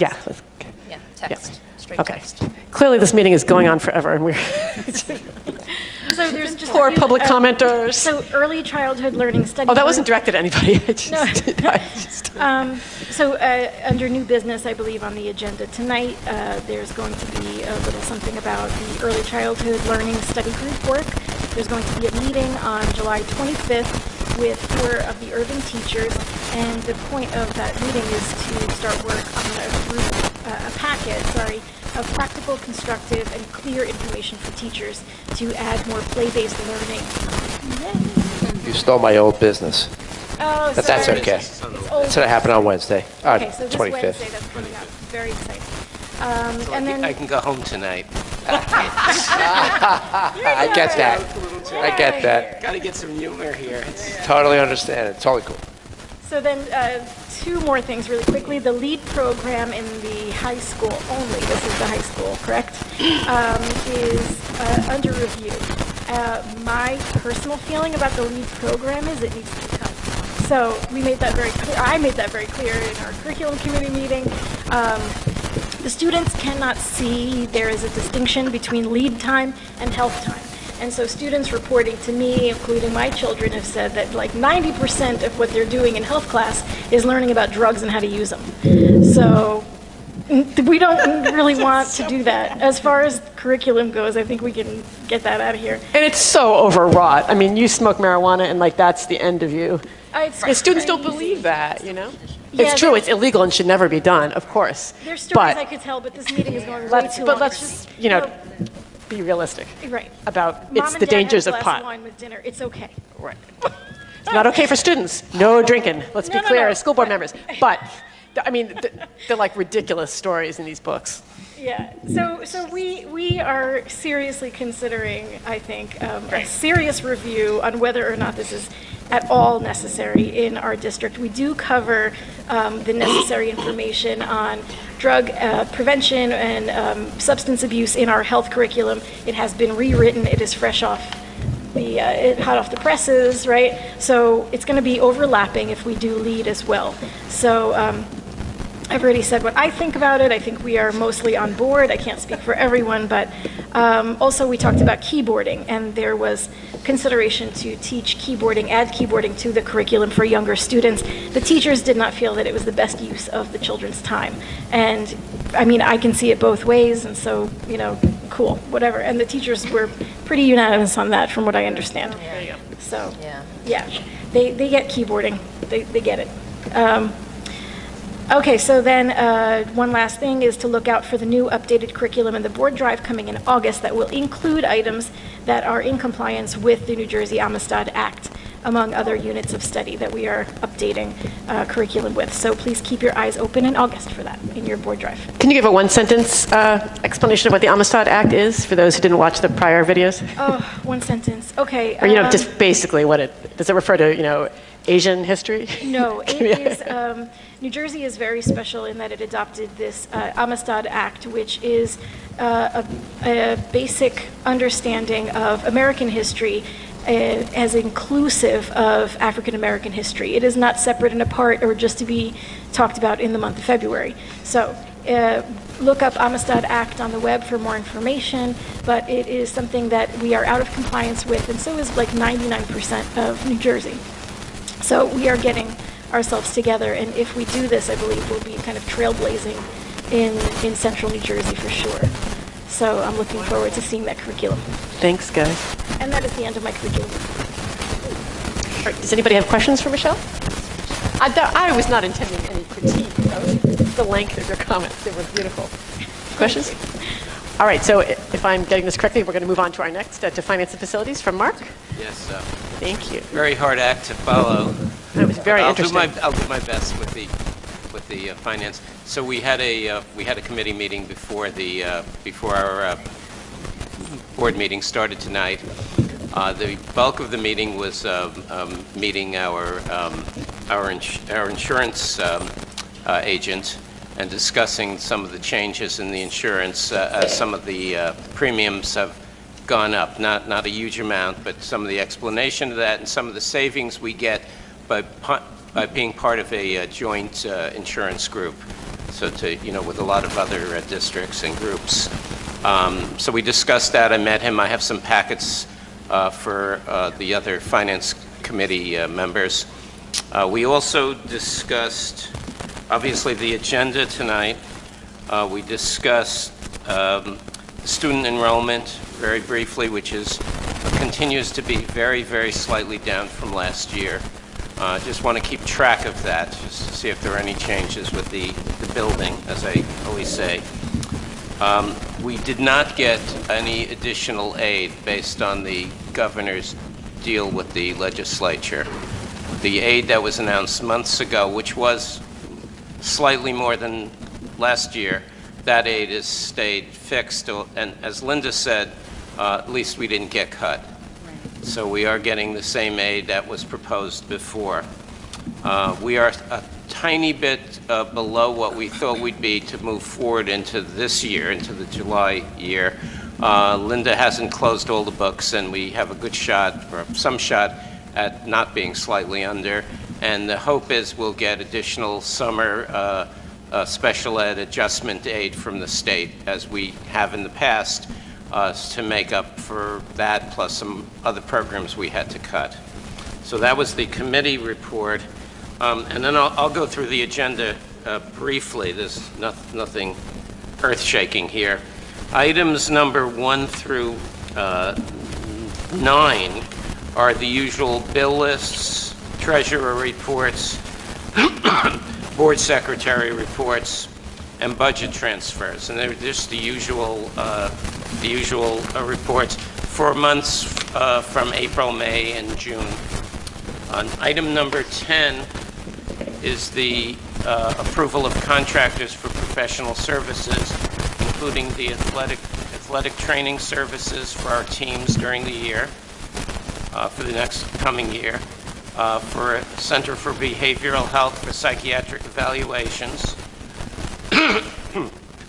for bus aid, for occupational therapist, another group for psychiatric evaluations, and then for staff development workshops to be held 5 or 6 times. Item 11 is a long list of out-of-district school tuitions. So these, so these are out-of-district placements, generally special education. There's a long list. It's probably not complete. The number is too low, even though the number adds up to a large number and a large number of children going out of district and a large dollar amount. There certainly will be more. And item 12 is a new out-of-district placement, but it's just tuition for one class. Item 13 is the joining and renewing of membership with the New Jersey Schools Insurance Group, and that's the joint insurance that we currently have, which saves us a considerable amount of money, and that's for a 3-year period. 14 is membership in the New Jersey State Interscholastic Athletic Association for the next year. Item 15 is the renewal of insurance for commercial insurance, business, auto, umbrella, and the largest amount is the workman's comp. So we have all of our insurances in number 15. And then 16 is the second amendment to our contract with the Italian Global Services, which does our custodial services for a moderate wage increase to the supervisor. So pulling the amounts for all 5 years of the contract up slightly. And I was just finishing.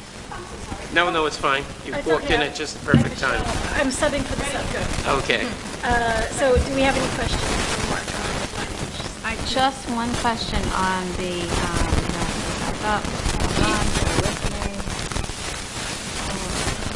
the athletic training services? Yes. What is that? Oh, so I asked Linda about that. So we go outside for that. That's a contractor who's done it. And as Linda reminded me, this is a service we use year after year. So it's not new. Yeah, I hadn't recognized the name, but this is the same group we approved, as I've been finance chair for the last, it's my 3rd year. I've moved that each year.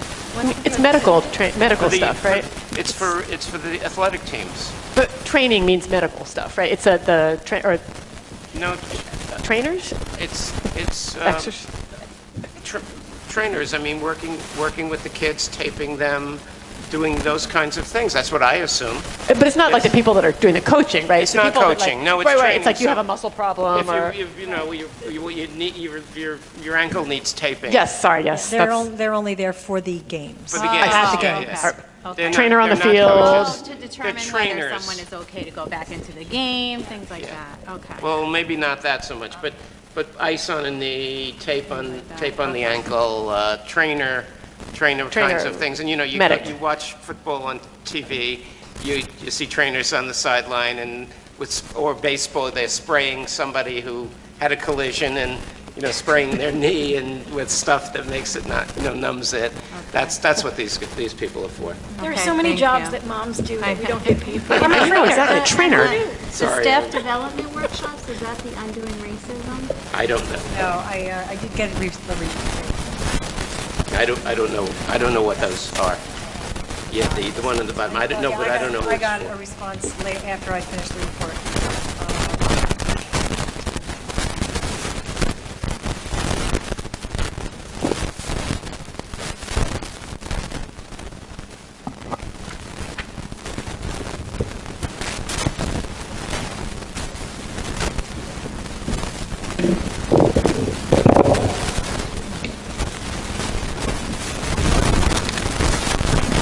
It's the Irving and Bartle Readers Workshops. Okay. Thank you, Linda.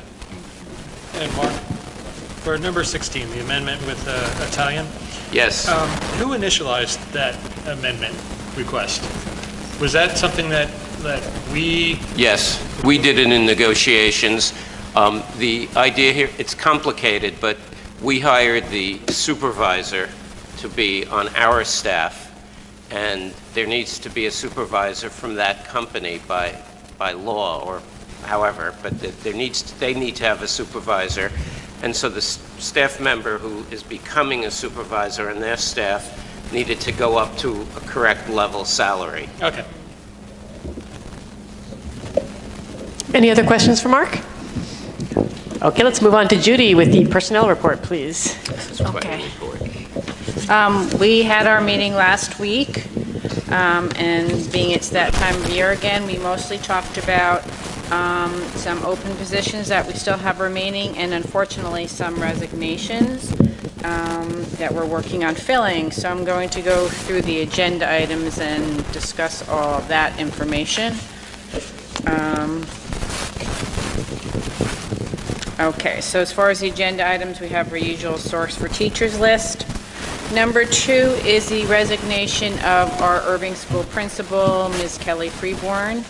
I'm sad to report that. So Kelly's been on leave, and we've had Megan McNally as an interim principal.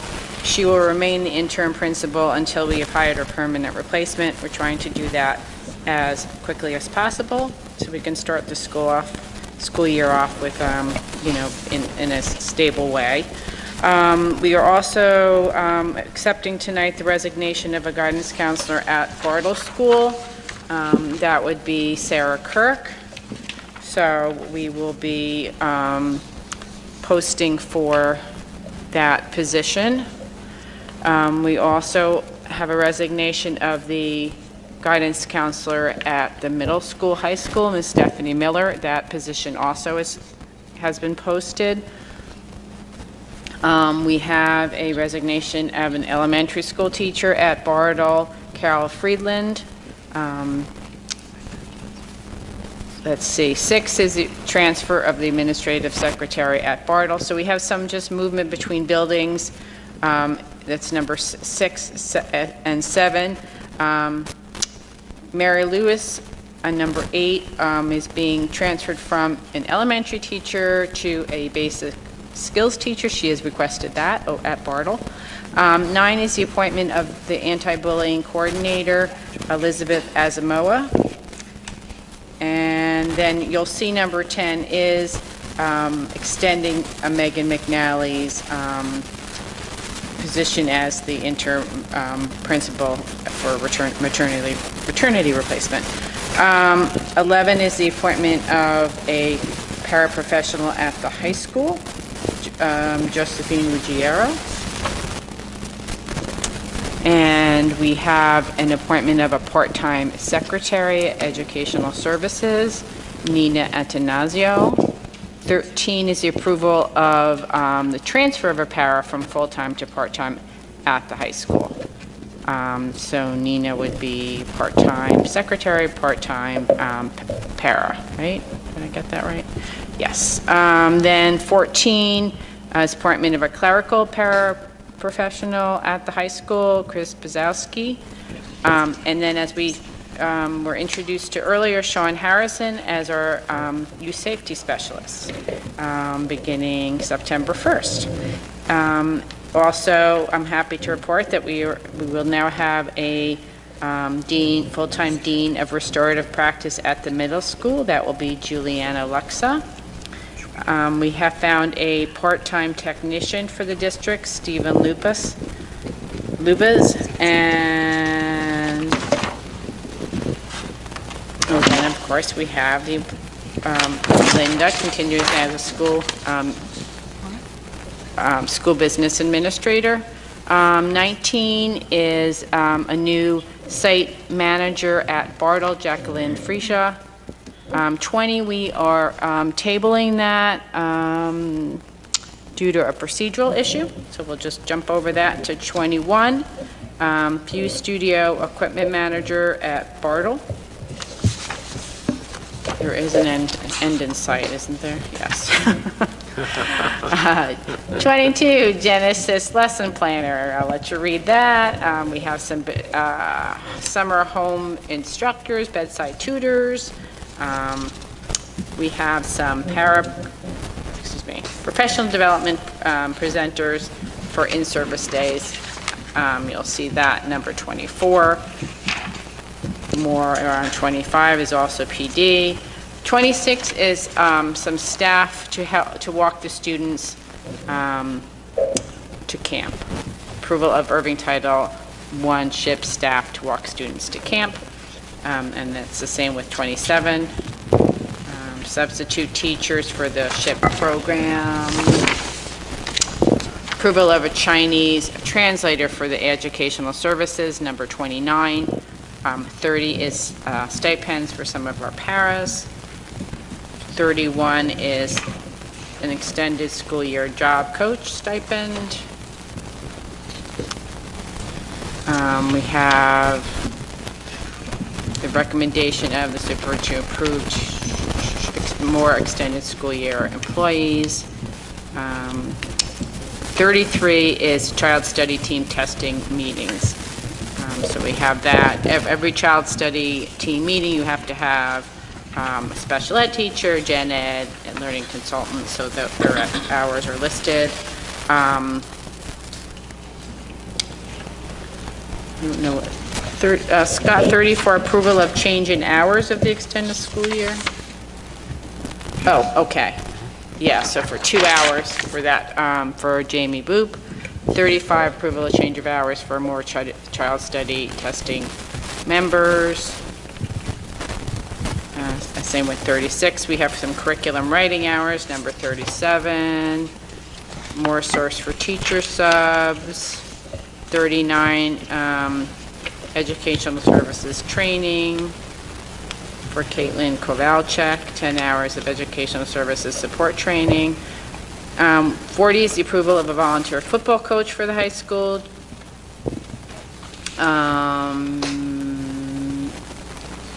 41 is approval of independent studies at the high school, Hannah Pollock. And 42 is approval of payment for a technician. And lastly, approval of extra hours for a para at the high school. And that is all I have. So we're basically, just to sum it up, our open positions now, unless anything's changed since last week, is we are still looking for a gifted and talented teacher, middle school part-time math and English, a elementary, one permanent and one replacement position, Bartle School guidance counselor, a middle school, high school counselor, and we're working on the Irving principal. That's correct, although an update, I met with a finalist for the gifted and talented position at Bartle. I was extremely pleased. We were competing with another high-performing school district, but I think we got in there in time, so I'm going to be recommending that individual in August, as well as the other positions. So we're on track to come to you in August with the final positions we need to fill. I do need to clarify, and this was a very lengthy personnel agenda, so there were a couple of corrections that need to be made, just to make sure the board fully understands which 3 we need to make. First of all, number 20, the approval of staff, specifically guidance qualified staff, to do some work for us to create a supplement document that I'd like to be able to give students to show them the path to post-secondary education if they choose to go there, with timelines and whatnot.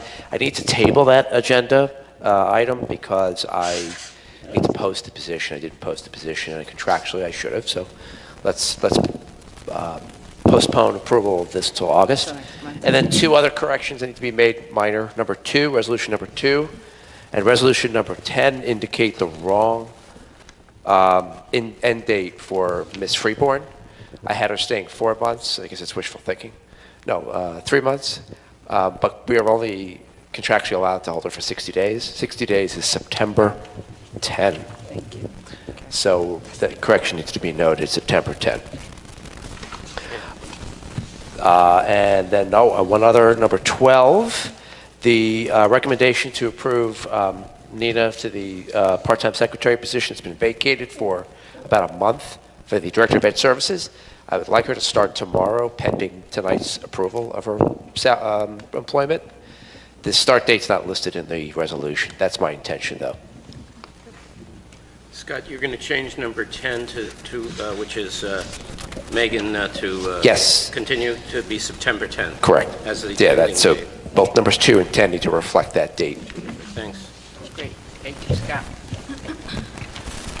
Okay, any questions for Judy? I actually had a question.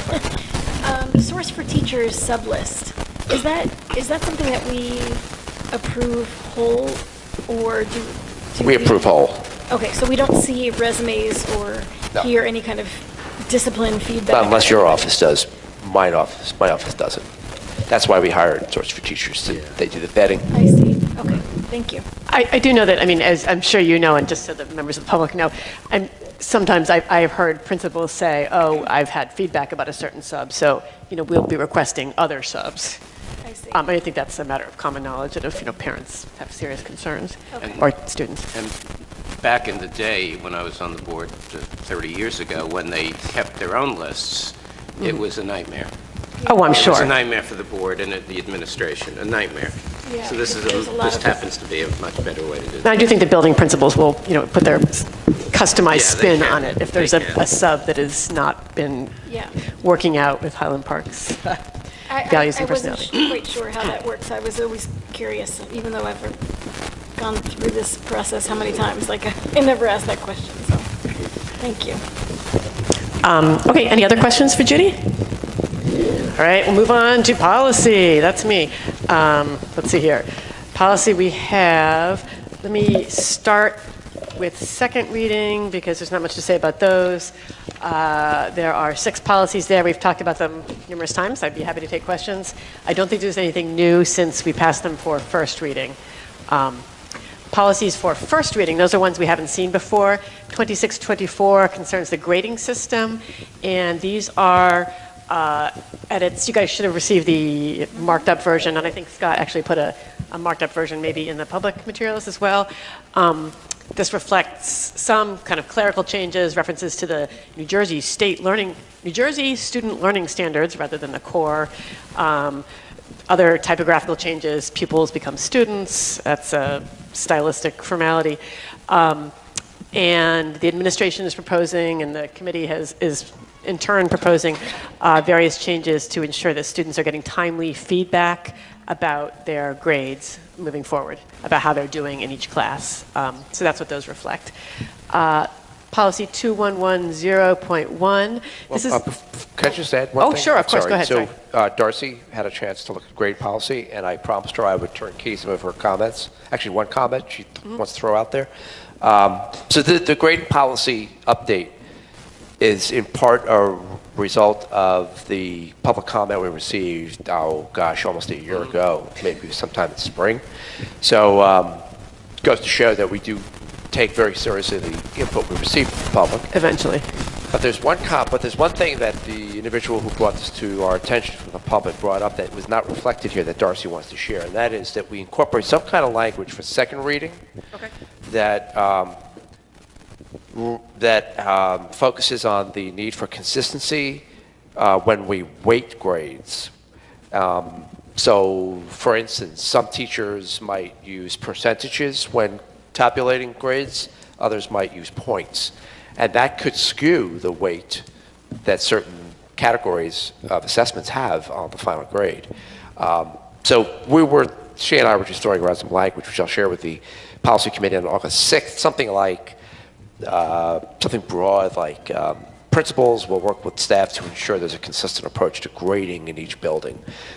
So at least we apply that standard, that there'll be consistency. It's either going to be one way or the other by building, putting it out there. Yep, no, sounds good. Sounds good. I have to admit that discussion went over my head a little bit about how points and percentages don't work together in some way. I sort of thought that, if a teacher said this many points for this assessment, that would figure outable. But apparently there's a whole complex thing that I hadn't even understood. So I'm glad that Darcy and you and that public commenter brought that up for us. Okay, so we'll add that. I will add a proposal to that effect, or Scott will, to bring before the board for second reading. And certainly feel free to send me your thoughts and changes. The second one, the second policy for first reading is 2110.1, cultural competency. This is one that Sharice Richardson had originally proposed we consider, and I believe Equity and Excellence has put it forward now. It's a new policy. It's based on, Monique, which district is it? South Orange and Maplewood South Orange is and our Maplewood. model. Yeah. Yeah, you were involved in the Equity and Excellence consideration of this, is that right? Yes. Okay, am I correct? Okay. Joanna. Okay. In other words, it did go through Equity and Excellence. It did, you're right. Okay.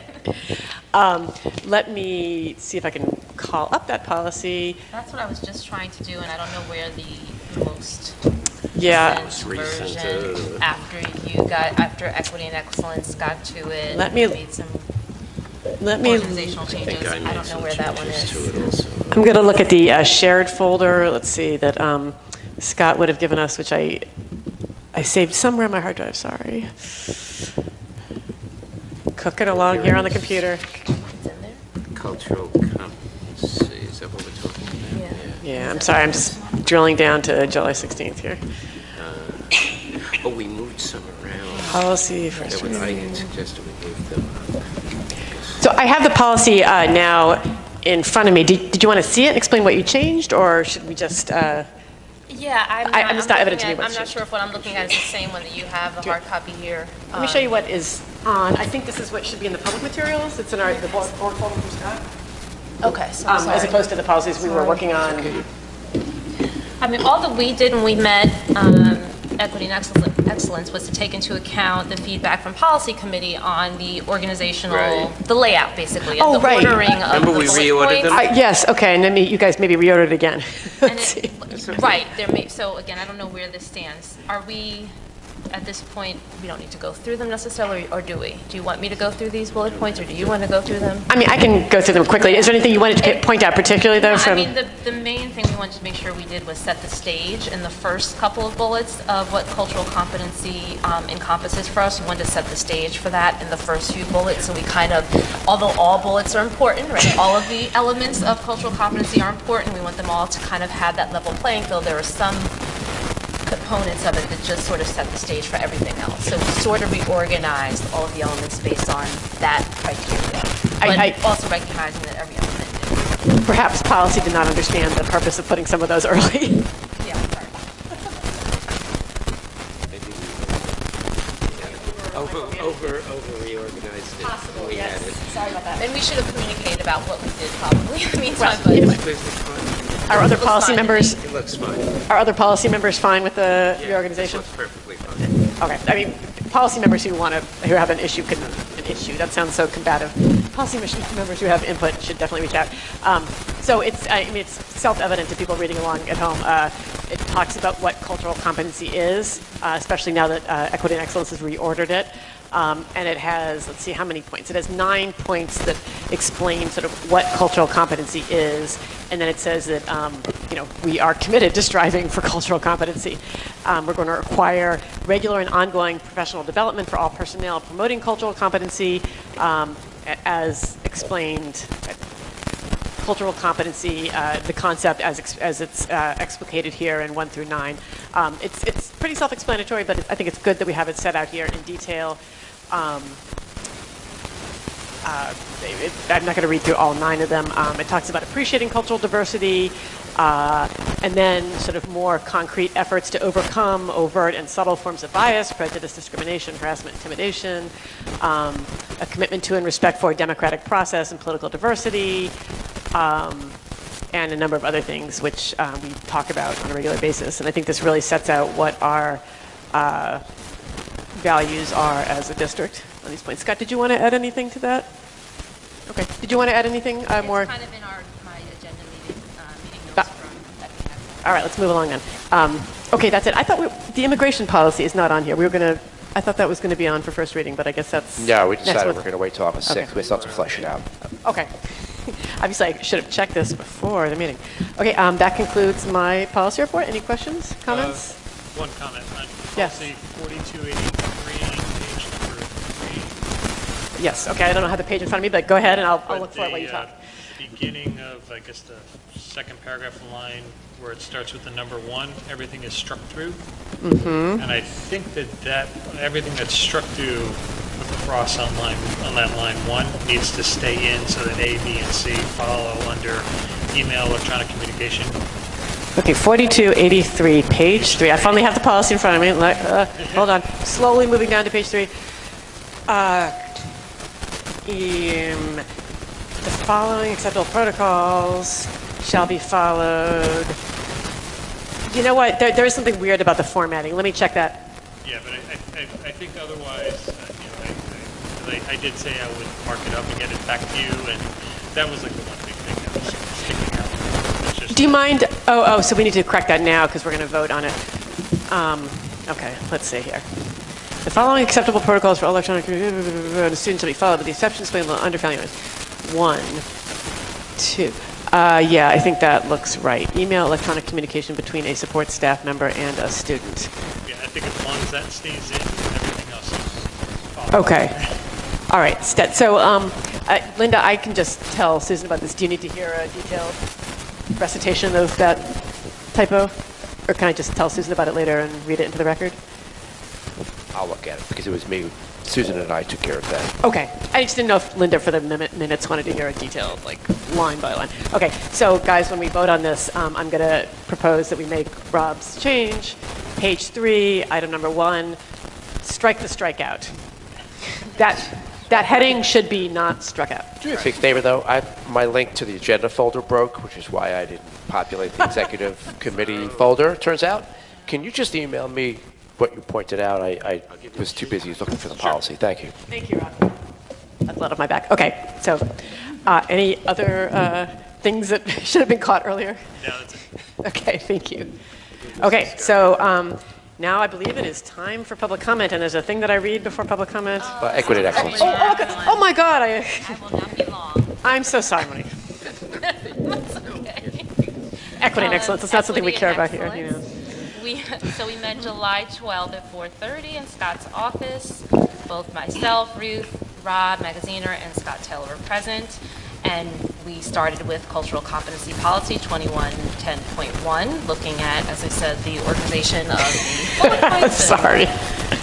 What we already said.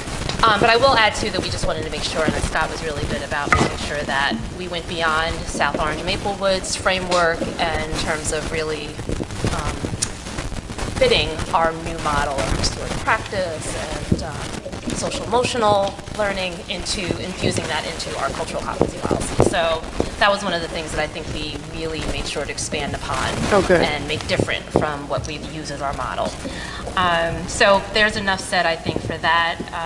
We moved on to a discussion that had started back in the spring. We just need to come back to, and I think we will still be having this discussion about law enforcement's access to student information and records, and the overall expectations and agreements around the district's relationship with law enforcement, which I know Michelle spoke to the memorandum of agreement between us and law enforcement. That's a state memorandum of agreement, which we have not looked at yet, actually, but I'll come back to that.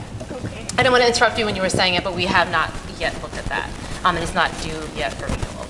But I'll get back to that and just back up and say that Scott did report to us, because again, we're revisiting this topic. We wanted to find out what are the state requirements around communication with, what our responsibilities are around communication with law enforcement, and we want to make sure we protect our students to the best extent that we could in terms of their personal information. Scott's working with the board attorney to clarify the state requirement, and we'll be looking for more feedback moving forward in deciding and understanding exactly what our responsibility is. So then that did bring us to what other areas in our policies and procedures as a district can we sort of look at and really specify as much as we can what our expectations are in terms of our relationship with law enforcement. And the MOA was one of those documents. So it's the state's Uniform Memorandum of Agreement. And I think it's actually required. Is that correct?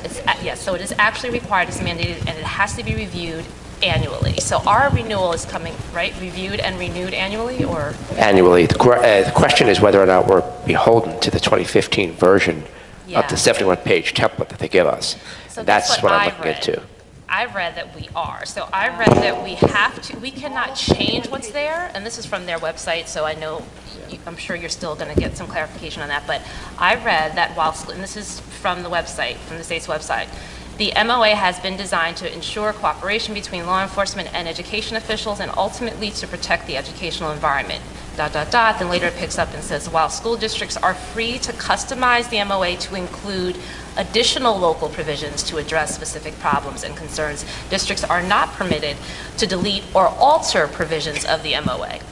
So, and that's and it cites the policy.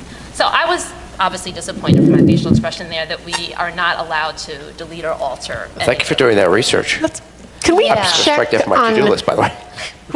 is the authority for that the website of the Yeah, DOE? and it's included the document that I shared for tonight's agenda, my committee notes. Sorry. I included the link to that specific page, and it includes the code, the NJAC 6A:16-6.2B. So does that statutory provision actually include the 71 pages? Or I mean, I'm curious to see what it. It's a thick memorandum. The statute though, or does the statute just say like we shall all abide by some policy? I think the memo is that big, thick 71-pager, Yep. right? I just like to see what the statute says So about that just- memo. You know what I mean? Yeah. They may be exaggerating the That would the degree to which we have to. I do want to be blunt and point out the concern we have, and that is that we're not beholden to the MOA requiring us to share certain information about kids with law enforcement. There is nothing that I read in the language, and you'll sit here halfway through it, that points out that requires us to share information. In fact, if anything, there are requirements for local PD to share information with us if we request such. So you're right, that's a good point, because that is our main concern and why we looked at this. But I mean, there are also some other things in that memorandum that are concerning, I would think. And again, I have to take more time to really read through it and sort of point out where I see some concerns in terms of what they're expecting of us as a district in our effort to, cooperate with the law enforcement and make the school environment safe. I think there's some real concerns there about infringing on, student confidentiality and so forth. So I think it's something that we should continue to really look at. It sounds like there's not a whole lot we can do in terms of the actual document itself, except to add to it, which actually is probably a good thing that we do that. So we're really being clear about, as you said, Scott, kind of putting in their language about if it's not there, we can put it in, where our boundaries are in terms of allowing access. So if there's any ambiguity in there, any terms that are not defined, we should define them. Right. That's what I'm thinking. That's great. So that was the one area we talked about. The second one, we touched on was the new discipline code, which we talked about earlier. And as Scott mentioned, that column of when we're required to call law enforcement was added in one of the later sort of discipline study group meetings. And I think, as Scott pointed out, there's maybe one or I think two infractions that would warrant that. So then moving on, we talked about, we revisited another topic from the spring, which was a concern that arose from POSOC, which was parents were feeling that the chain of communication was not quite clear for parents in terms of how to address concerns that they may have about their child or children, or broader concerns about at a school level or district level. In response to this issue, Scott did immediately kind of outline the communication protocol in a subsequent superintendent's report in the spring in a board meeting. However, this information was very helpful, but we talked about really creating a place for this information on the website so that there's a standing, easily accessible way for parents to know what that communication protocol is, and they can access it without having to dig through your superintendent reports or board meeting videos to find it. Scott agreed, and we'll be uploading the communication protocol that he previously shared and whatever modifications we make to that. Well, I love the Wall Township I was going example. to say, we looked at that. It was a wonderful model, and they had a whole model, which was basically the second page from the home page of their website that said effective communication plan. And it laid out first generally sort of what the expectations are around parents being able to effectively communicate their concerns, and then at a global district level, and then it broke it out per building, per school. I'll work on that, and I have a note to work on that in August so we can prepare for a rollout in September, and then a back to school night, we need to make sure that parents and guardians are aware of this chart. That's great. And I think one of the critiques we had was they used PDFs. They uploaded PDF files for each of the school pages, so we will not do that. But it was a great, really good website. It's the Wall District, if you guys want to check that out. Anything else to add to that, Scott? Okay. So moving on to the district, another piece of a resource, I should say, we want to add to the district website is information about our compliance. We're working on it towards the Amistad Act. So I thought it would be really good to say, hey, look at what we're doing. We're working towards compliance. This is what the Amistad Act is. A. So shedding awareness, and then B, this is what we're doing. This is how we are really working towards and hopefully eventually getting into full compliance with that state law. So we talked about just adding that presence as well to the website. And I think we were all pretty much in agreement that that would be something that would just enhance what we offer in terms of information on the website. Then we wrapped up looking ahead to an important focus area for our committee, which will be looking at policies related to equity and inclusion that were identified as missing or in need of updating in the recent policy audit. And there were quite a few hefty policies. Equity and educational programs and services is one of them. Equal educational opportunity policy. Our affirmative action program for school and classroom practices. And I'm sorry, I can't really say which policy needs to be updated and which one's just missing. I didn't take note of that in this particular document. I'm just going to kind of the document rundown. Then the affirmative action program for employment and contract practices, our comprehensive equity plan we have to look at, and finally another affirmative action program policy. So there's quite a lot there. The good thing is the process will be for a policy committee to look at and prepare these drafts first, from my understanding. You know what, do you mind emailing me the list that you just gave? I'm sorry, I know I just should have written it down. Yeah, this is definitely, I will email it. And then we can get that on a... You should have it, I shared it. Oh, you shared it, okay, sorry. Okay, so we'll get that on a policy agenda ASAP. Yeah. Yeah. And prioritize accordingly. If that's all right with you. Okay. All right. And that's it for us. Wonderful. Any questions for Monique? Are there any other committees I'm forgetting? I think that's everybody. We got all 5. Okay, so I think now perhaps it's time for public comments. Looking for my little statement that I read. Where is it? I know it has something to do with here we go. At the very end. Yeah, I see right here. The Highland Park Board of Education welcomes public participation and is reserved this time for your comments. Board policies 164 and 167 establish and regulate the right of the public to participate in public meetings. We'd love to have anyone who'd like to speak come up to the podium. Please write down your name and your address, and at least tell us your name. And go ahead, please.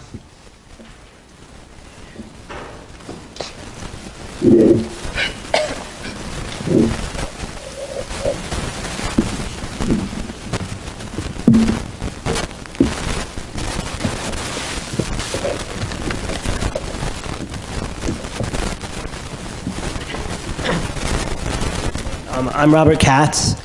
I just wanted to say that earlier we talked of the Teen Center presentation. I want to say my son just finished his first year in middle school, and he took advantage of the Teen Center, particularly the pet therapy aspect of that, and he really enjoys using that aspect of the Teen Center. So I'm glad that it is available to him. The reason I'm here tonight is to express my concerns about what I felt was a severe lack of communication on the part of the middle school to the parents. A minor example of that would have been back in September or back in August, we received a beginning of the year welcome letter from Mrs. O. In it, she detailed when back to school night was going to be. To my recollection, we did not receive any information after that regarding back to school night. The way I had my answers to questions, I actually had to email Mrs. Epps to ask her to confirm when the date was and what time and when we're meeting for back to school night. In fact, there were parents sitting in front of me that said they were totally unaware of it and they found out about it like last minute. A more major example of what I feel is lack of communication is on June 14th when the middle school and high school had the lockdown. The way I found out about it was through Facebook when somebody posted, "What happened to the middle school?" And somebody responded, "Oh, my son told me that a special needs student was chasing somebody with a knife." So there were some back and forth comments going on Facebook. I'm like, okay, let me email Dr. Taylor. So I emailed Dr. Taylor. I said, "This is what I'm hearing. Is this true?" And Dr. Taylor answered, "No, it's not true. You should be receiving information from Mrs. O." So shortly after that, about 9 o'clock at night, we received a Honeywell from Mrs. O explaining the situation, which turned out, according to her, that a student reported that the student saw somebody that had a knife. In my opinion, this was a severe lack of communication on her part. And I'm an educator as well, and in my district, if anything happens like this, an email goes out within a couple of hours of the incident, especially an incident where the police were called. The fact that we didn't receive anything till 9 o'clock at night, to me, is inexcusable and a severe oversight on her part. I just hope that in the future, communication does improve, or this coming school year, communication will improve in the middle school. Thank you. Thank you so much for your comments. I have a child in the middle school too, also, so participate in Facebook quite a bit, so I'd heard about this. I'm sure that, Scott, did you want to respond to that, or just sort of... I can't disagree. One of the things I need to do is be sure that our principals fully understand how to use the Honeywell system. I mean, that's our main mode of communication immediately when we have incidences. So that's just something we need to look at more closely, absolutely. I mean, I'm sure we can't give out too many details, while an investigation is pending, but surely there was a lockdown, the students are safe. Right. There was no threat to your students at any point, or there was a threat to you. Right. In that case, I know the ultimate resolution was there had not been a threat, but it would be nice for parents to know there was a lockdown, there's an incident, we can't discuss it, but there was no threat, everyone's safety was assured, and right. So hear more later. Exactly. So my concern isn't so much that, I mean, obviously, thank God nobody was hurt. Of course, right. But yeah, my issue is, again, the communication. I mean, regardless of whether somebody was hurt or not, if there was a lockdown, regardless of the police were called or not, if there was an actual lockdown, parents should have been notified immediately. So, a notice could just say, do you think parents would feel comfortable with a notice that said, there was a lockdown, no one was hurt, further information will be coming in the future. And that also prevents rumors from starting on Facebook. I don't know if anything prevents that, but yes, I take your point. Okay. Thank you so much for your thoughts.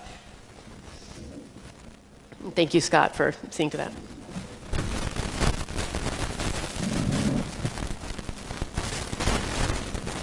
Hi, I'm Justin Burton. So you may loyal viewers will recognize me from my walk-on role in a 2015 BOE meeting. It was a passionate performance, but I got like that Simpsons thing, you may know me from such movies as Discipline Problems in Our District. Hi, this is Discipline Problems in Our District, the sequel. Volume 37.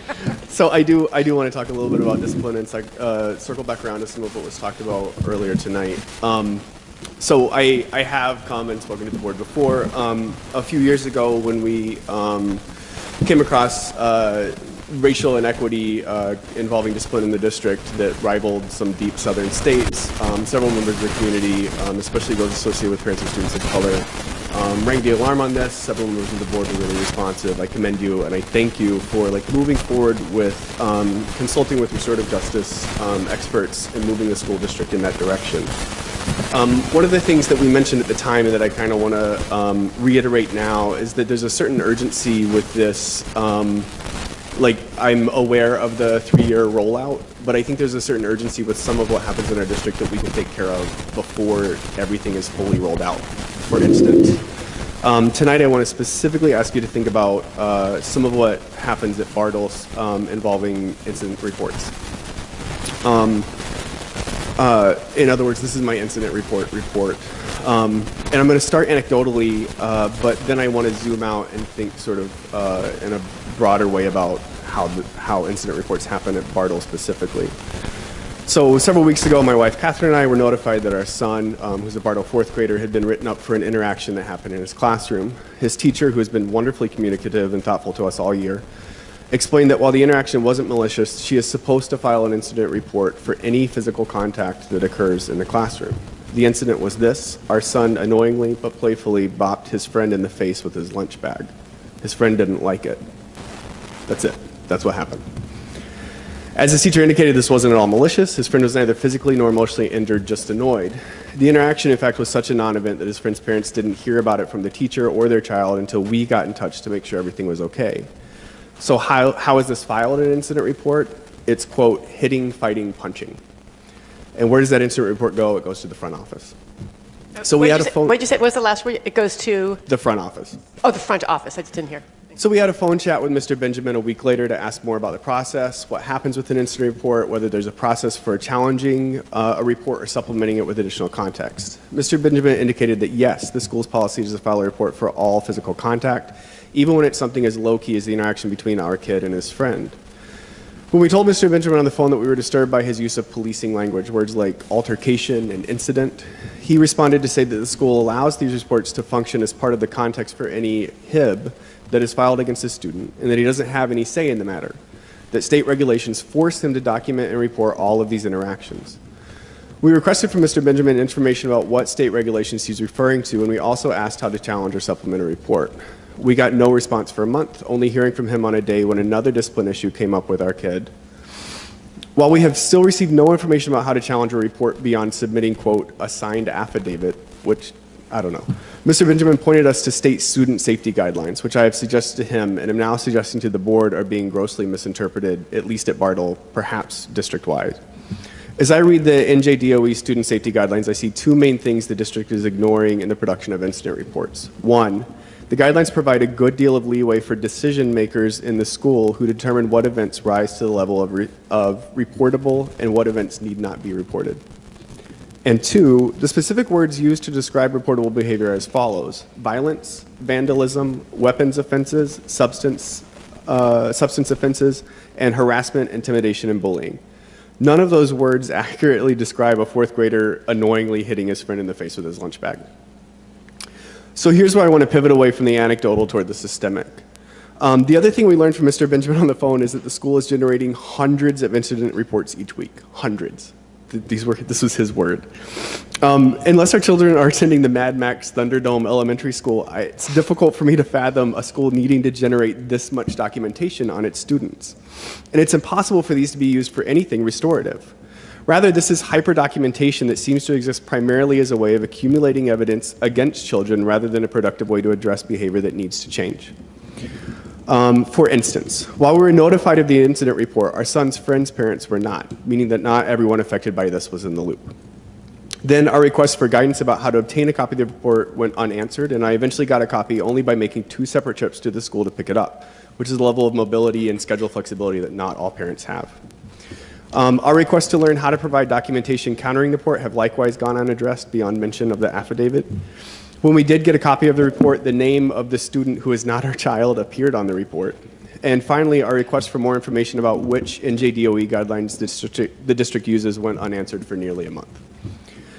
None of that convinces me that the school is really interested in documentation as a way of helping its students grow, and none of it instills in me any trust in a process where we're consistently told that these decisions are out of the school's hands and instead dictated from above at the state level, even as key decision makers within the school are in fact making decisions each step of the way to over-document and create a paper trail that criminalizes childish behavior and that will hang over a student's head.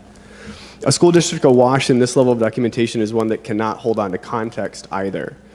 If that report is one of hundreds filed just in that week, and if our child ends up involved in something else down the line, then the decision makers who have punted away their responsibility to make effective decisions in the moment will simply see a tall, black kid sitting in front of them who they will view through the lens of a piece of paper that says hitting, fighting, punching.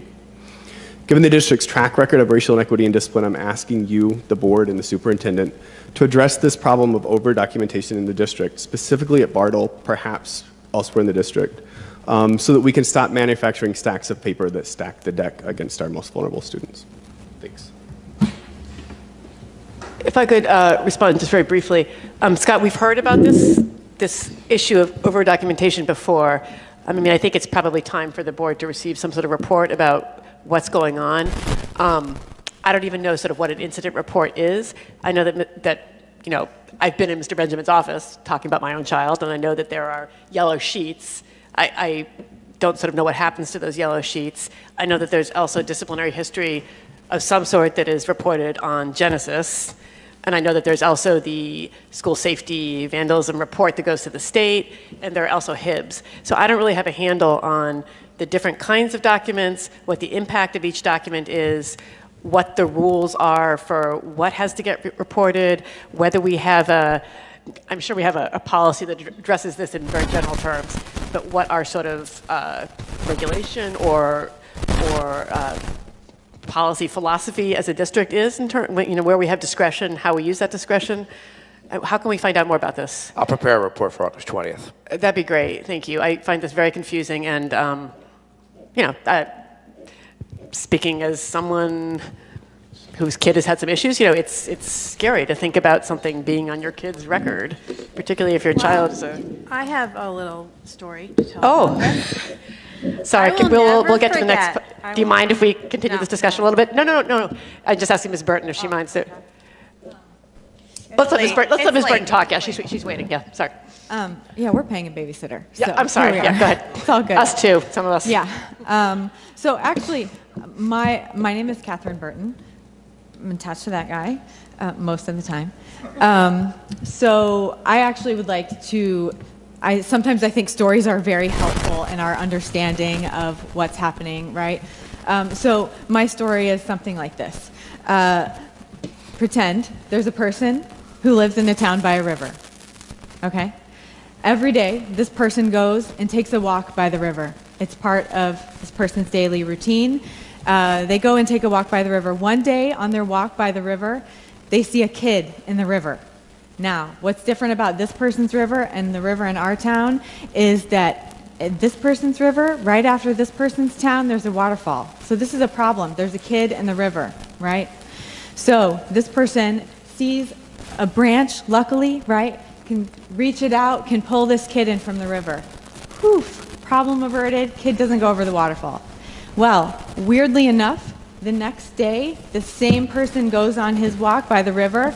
There are more kids in the river, right? Able to pull the kids out of the river, they don't go over the waterfall. Well, but now there's a pattern. There's kids in the river, right? So, just like any good citizen, this person mobilizes their town, right? There are kids in the river, they're going to go over the waterfall, we have to do something. We cannot let these kids go over the waterfall, right? The town, because it's a responsive town that cares about its kids, they put together a 24/7 watch. There's always somebody there by the river to keep the kids from going over the waterfall. They even find funding. They erect a tower so they can see a little bit farther up the river so that they can keep the kids from They buy boats. They buy life preservers. They're invested in making sure these kids don't go over the river, right? This goes on for months. It goes on for a year. Year two, they're down there, there's team A, you know, not team B, they're in shifts. This person is on team A, they're down by the river on their shift, and all of a sudden, they start walking away. They start walking up the river, right? And the people look around and they're like, where are you going? It's your shift. You have to be here. We're going to save the kids. Every once in a while, a kid might go over, but for the most part, they've got their system down. They've put it in policy, they've codified it, everybody's on board, right? Well, the person's like, actually, I'm going to go up the river and find out why these kids are falling in the water to begin with. What's happening up the river that the kids are falling in the water? And I would like to tell you that, you know what, I have pushed back against this strategic rollout since we started talking about the strategic rollout, and that's because up the river is Bartle. Bartle is up the river. The kids are getting pushed in the river at Bartle. And for a while, I said, you know what? How are we going to sacrifice the kids at Bartle while we're working on the kids in the high school and we're working on the kids in the middle school? But now it's personal because it's my kid. that's getting pushed in the river. So you will see us and you will hear us, and I will bother you all. I want you to lose sleep over Bartle. I want you to lose sleep over why the kids are getting pushed in the river. They might call it restorative justice practices that they're not doing. They might call it social emotional learning sessions, which is really just lunch detention at Bartle. I'm telling you what it is. After we got the incident report, and we spent weeks trying to get the incident report, it took Justin taking off work and sitting in the office to get someone to respond to us and give us a copy of the incident report. How are we as parents even supposed to follow up with our kid and correct any challenging behavior or assist the school, partner with the school in making things better if we don't even have access to the information until we go and sit in the office to get a copy of the incident report? I'm telling you, after that, it wasn't days until we got a call from the principal saying that a HIB had been filed against our kid, right? Now, I know another parent that this exact same thing happened, also a parent of student of color. You can take from that what you want, right? But they feel like it's retaliatory, right? I get an incident report about my kid. I make a stink about it. I want to know more about it. I bother you about it. I take up your time about it. I come to the office about it. I ask for explanation. I want a copy. You tell me it's not a big deal. I'm making it a big deal because I don't ever want this to happen again, right? And then somehow there's a HIB report against my kid. I'm given no information about the HIB. I'm given no information about who or what or when or where as per policy. I still, to this day, have no idea what my kid did that a HIB report was filed, right? I have no idea what the resolution is.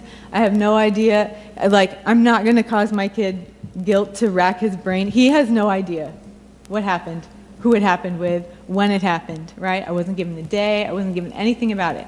So what else am I supposed to think, right?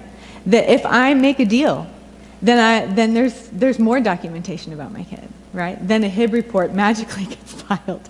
Meanwhile, I have meetings with my kid's teacher. What's going on? I have meetings with the principal. What's going on? You know what my kid's teacher says to me?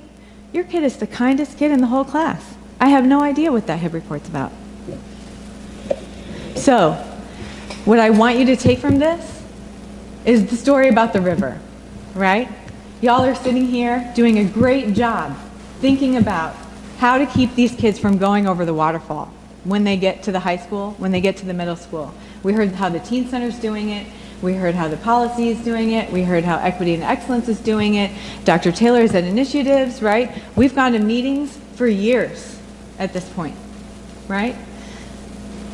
But you're forgetting about how the kids get pushed in the river. They get pushed in the river at Bartle, and you're not doing anything about Bartle. You're not doing anything about Bartle. So I'm really tired of hearing about the middle school and the high school, because by that time, I'm not going to leave my kid in this district, because I am not going to watch my kid go down the river.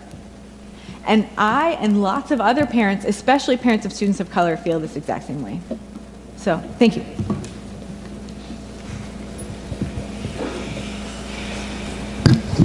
Just want to let that sit for a minute. Thank you for sharing that. I know this is not just about your kid, because, you know, if it's just about your kid. If you have not spoken with the parents, will you please reach out to them? You've already had personal. Okay. No, I know you've been on committees. I just wanted to ensure that if this particular issue. Yeah, no, I mean, we are hearing stuff like this, and I know there's please don't think that because we don't talk about certain issues at the board table that we're not talking about them. However, that is not helpful to you. So I don't want any more kids to be sacrificed. I agree.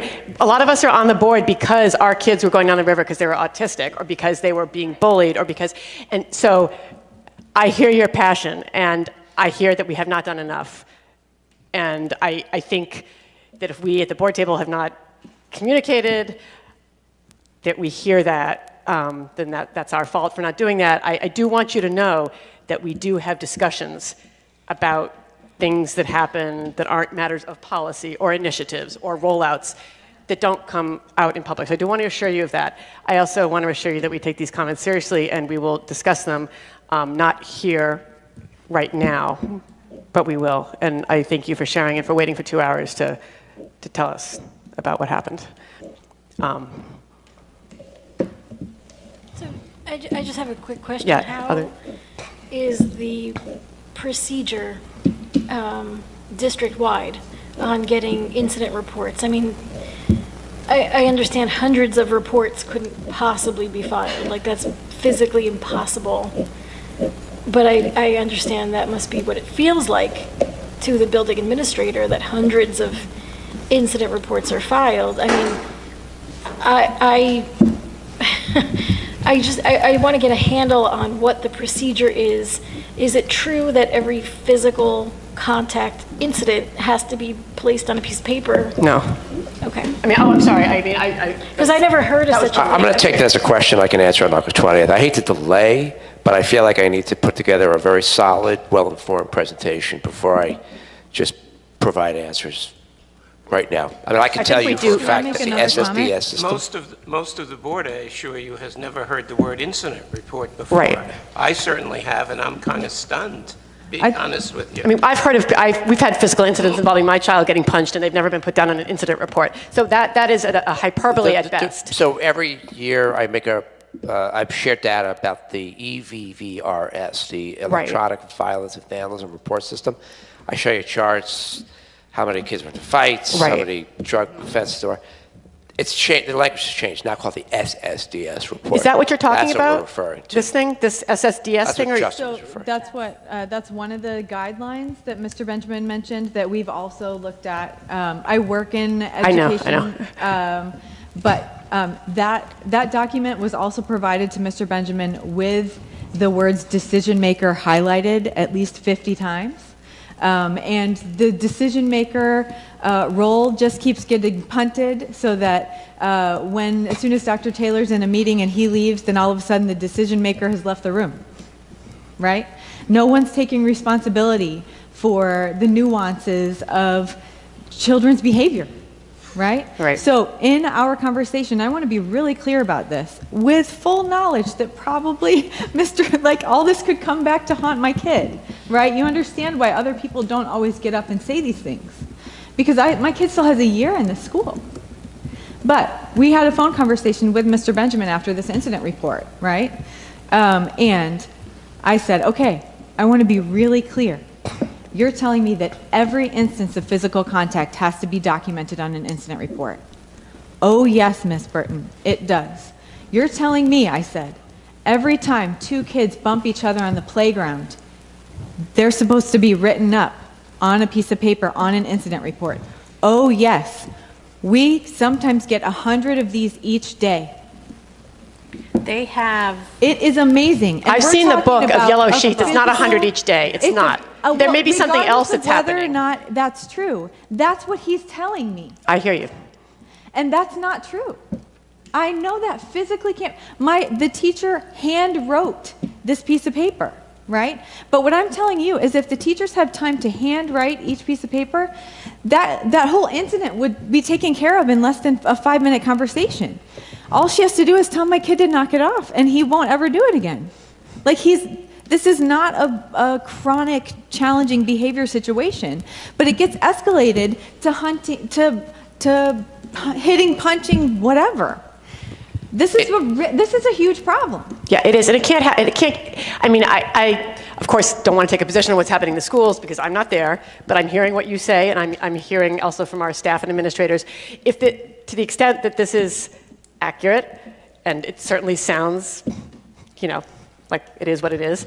This can't keep happening. I mean, this is a river. This is kids falling in a river, and it's, and it makes a difference when you have a child who's a person of color. These are my clients. These are my clients who've been underestimated time and time again, and the worst has been thought of them. This is who we don't want to be. This is what we can't let this happen. We're keeping people from And it's true that we have not talked at this board table about restorative justice in Bartle, and we've made a decision not to, start the rollout at Bartle. We're doing other things at Bartle, but we can't hear this and not move forward in a sort of an urgent way. This reminds me of Michelle talking about the red flag situations, what did you call them? The red alert situations? Code red situations that have to precede the rollout. So I don't know. So can I just ask, so I know that you want to go and gather some more information. Of course. I think obviously some of these questions could be taken into account because I think, yeah, this is the first time we're hearing about the volume, at least I am. Yes, me too. I'm a student at Bartle about these sheets, and I'm still trying to understand how all the pieces of the kind of discipline code and incident reporting and the state requirements are fitting together, because it just seems to be so much going on that's not quite at all fitting with the model that we're talking about practicing. Right. And the fact that a parent does not even know the content of a HIP report in their child. I mean, How can this happen? We've been spending so much time on these HIP reports and the letters and explaining to parents, and yeah, so much detail. And then we get the superintendent's report of, the incident reports, and we go through the numbers, and it does not at all look like the volume that we're hearing actually exists, at least. So there's a breakdown somewhere. Well, right. The meaning of incident report is also very confusing. We're not getting incident reports. You're probably not getting. We're not getting the yellow forms in the office. We're not getting any. I've never heard of one before. We're not getting those at all. And maybe that's nobody's fault. Maybe the understanding was not made clear that this is what we wanted. I mean, I know Mr. Benjamin has in his office, and presumably every Bartle principal always has, a big binder full of yellow sheets with all the. I don't know what those reports are, and it may be that Scott didn't say, like, I want those yellow sheets in the report. But we need to figure out how many reports are going on, what are the consequences of this report, what happens to a student. Is this just a report that goes to Mr. Benjamin and then nobody ever hears about it again, or is this going into Genesis? Actually, no. It doesn't go in Genesis. I have to say one thing, guys. I don't think it's fair for us to have a conversation about certain individuals to the extent at which we're not giving them an opportunity to speak as well. So that's why I'm trying to remain silent. I'd like to report back to the board in detailed fashion August 20th, research this more. I can tell you for a fact that the discipline, the code of conduct I showed you, includes a column that has us identifying when incidents are reported to the state, not by coincidence. It's driven by the concern that I was aware of that you're bringing to our attention, Catherine and Justin, because we felt like we needed a system to lock our administration and whoever else is making these referrals to the state in to a framework. Maybe they never had a framework. They need guidance. They need direction. The code of conduct is a little step in doing that. I get, though, that there might be a culture of criminalization that exists in some schools. We got to work on that. We will. But I don't feel comfortable continuing down this road talking about specific individuals without their presence and opportunity to at least share as well. I'd say there are two kind of recommendations. One is assessment, right? It would be helpful for y'all to know actually how many incident reports are generated and on whom.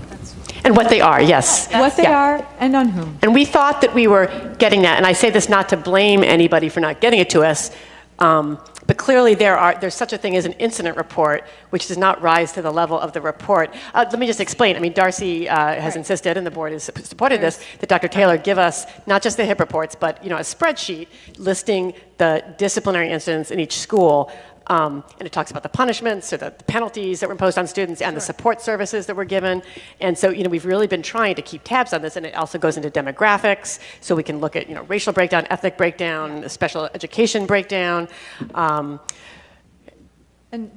we are not receiving anything on the level of, hugely numerous things. We don't receive hundreds of reports from any school. Right. Shouldn't. Right. No, we shouldn't. And I'm sure that was hyperbole. And when I spoke about being in Mr. Benjamin's office, I didn't mean that in a disparaging way to him. I just mean there's a book of incidents. I don't know what those incidents are for. It might just be internal. And I don't think we told Scott, when we say discipline report, we mean this. So there's total ambiguity here. That said, we thought we were getting the pertinent information, and I think perhaps we were not specific enough in asking for the information we needed, or we didn't know how specific we needed to be. So I think that is something that we can get to work on. So just getting whatever the accurate situation is, getting a handle on that in our discipline reports, seeing what's actually happening, and that's on us for not saying we want to see every little thing or we only want to see big things. I have no idea how we sort of decided what level of generality or what level of severity we were interested in seeing. I have ideas, and I have a to-do list. Okay. I don't have to take as many notes as I would because you're already honest.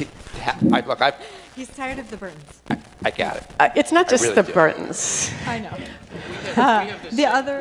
We have the same concerns because I know. we get reports, and many of us are very dismayed at the reports we're getting. Right. I'm And we mostly making a spend joke all of about our that. private session time, as we did this evening, Right. talking about exactly the kinds of things that you're both talked about. Yeah. So the other thing is, it would be nice for parents to have some idea about how, like Justin mentioned, a grievance procedure, a way to amend or have removed an incident report that doesn't need to be there. And perhaps that could be included in some way in the information Monique was talking about. I mean, I don't know if it was anticipated that that information would include stuff about discipline reports or incident reports. I don't even know how to ask for that because I don't even know sort of what an incident report is. But when you give us your presentation, can we talk about ways that parents would have to comment upon or find out more information about reports or challenge reports, and whether some of that would be appropriately placed on the website with Monique's other information about the chain of command? And I think yes, and I'm already visualizing what I can show people, redact names, but show you what we report in a Genesis. Great, How we might report things to the state. But then I will have accomplished some of those to-dos that are going to address the issue of interpretation. What is considered assault, according to the state? Okay, right. And what's considered assault on something that goes on to Genesis that is then seen by other teachers? I still have no idea. If my kid smacks somebody and that goes on to Genesis, who sees that? Does the middle school see that? I have no idea. That's exactly what I'll report out. Okay. Yeah. Okay. Yeah. I mean, I'm not so concerned if Mr. Benjamin, or hypothetical Mr. Benjamin, hypothetical administrator calls me and says, your kid smacked somebody. But, if it goes on some kind of report that other people will see, then I'm more concerned. So let's find out what... And even though I have another presentation planned, I want to talk about the Gifted and Talented program. I think I'll make this a presentation under my report, so it's at the beginning of the evening, not towards the tail end. Oh, great. So if the board has questions, we can really flesh this out. Okay, thank you, Scott. If I could just suggest that we, ask for as much information as you can give us on the issue of Bartle incident reports, because I feel like I've never heard that term before. I don't feel like there's any part of my memory of having kids at Bartle. I don't want you to walk out of here tonight perplexed about what an incident report is. Let me just clarify that right away. Okay. An incident report is any time there's a code of conduct violation or a behavior problem, and that it is recorded in Genesis. So at the end of the year, if the principal or the assistant principal in the upper grades wants to reflect on a pattern of behaviors, the incident reports can be reviewed in Genesis. They don't necessarily go, they definitely don't move on to the next grade level, so it's not like at the next grade level you're going to see this whole string of incidents reports show up in the student information system. So after fifth grade, they're all erased After from my every student's grade. record? Or from fourth grade, they're erased? Fifth grade, they're erased? Well, they're not erased. They're archived. I mean, we archive everything we sure, right, maintain somewhere. on students, but it's not as if a student might move from, let's say, third grade to fourth grade, will have had 4 or 5 incidences recorded in Genesis. We'll then have them pop right up in the next grade. They're gone. They're not accessible to the next. Correct. It's a blank slate next year. But that's our way of tracking and recording behavior violations. We call them incident reports. Okay. They're not necessarily things that we report out to the state. Okay. You may not see them in your discipline reports. Right. Unless they rise to the severity of a suspension. I see. Right. That's school or probably out of what you were school. asked to provide So that's what us. we mean by incident report. Okay. So maybe we could just, maybe this would be helpful to the community too, because there seems to be a feeling that some of these Genesis incident reports do survive from one grade to the next. So if that's not correct, let's clarify that. Okay. And I'll show you a visual of what it actually looks like. Okay. I'll pull up an archive.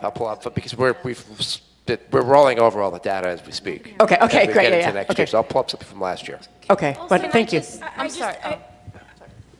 I just didn't want to belabor this too much, but can we at least, before August 20th, get clarification on hitting, striking, fighting? I thought in the discipline study group that, and I know it's not in effect yet, but I thought it was clear that that was not any physical contact between students.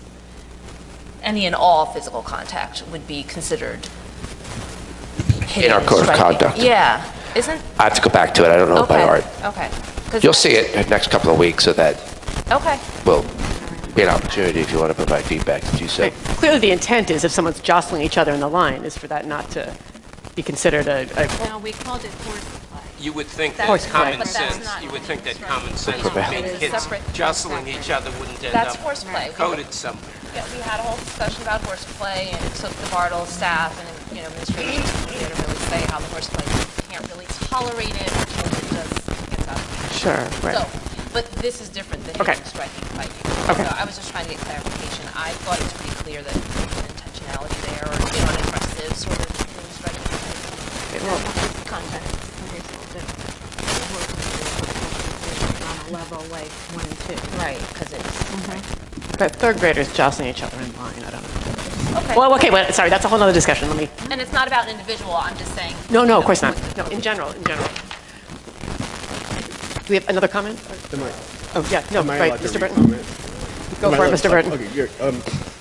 So on the hitting, fighting, punching thing, the incident report just has like a checklist of options for how to file this particular thing.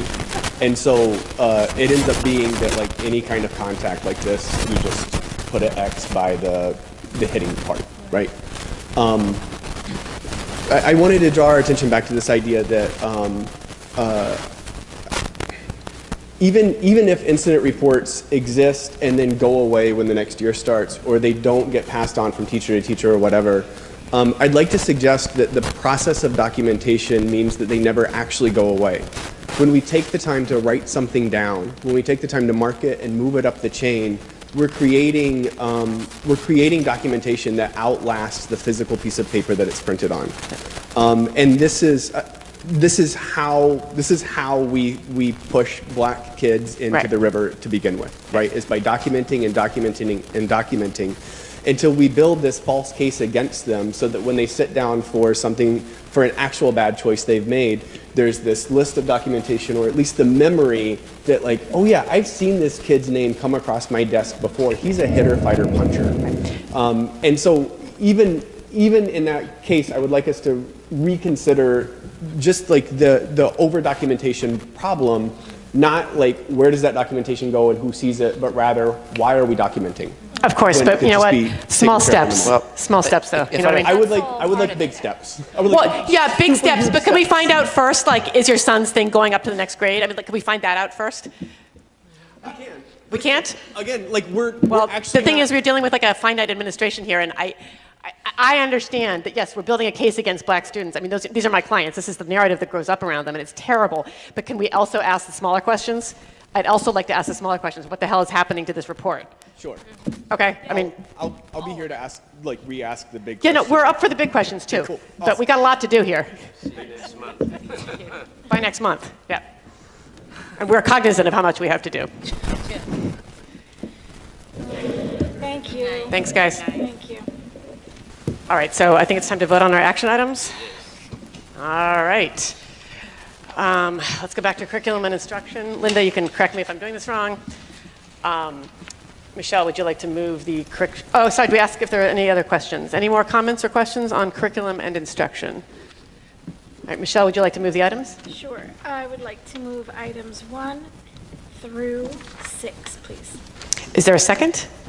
Second. Linda, may we have a roll call, please?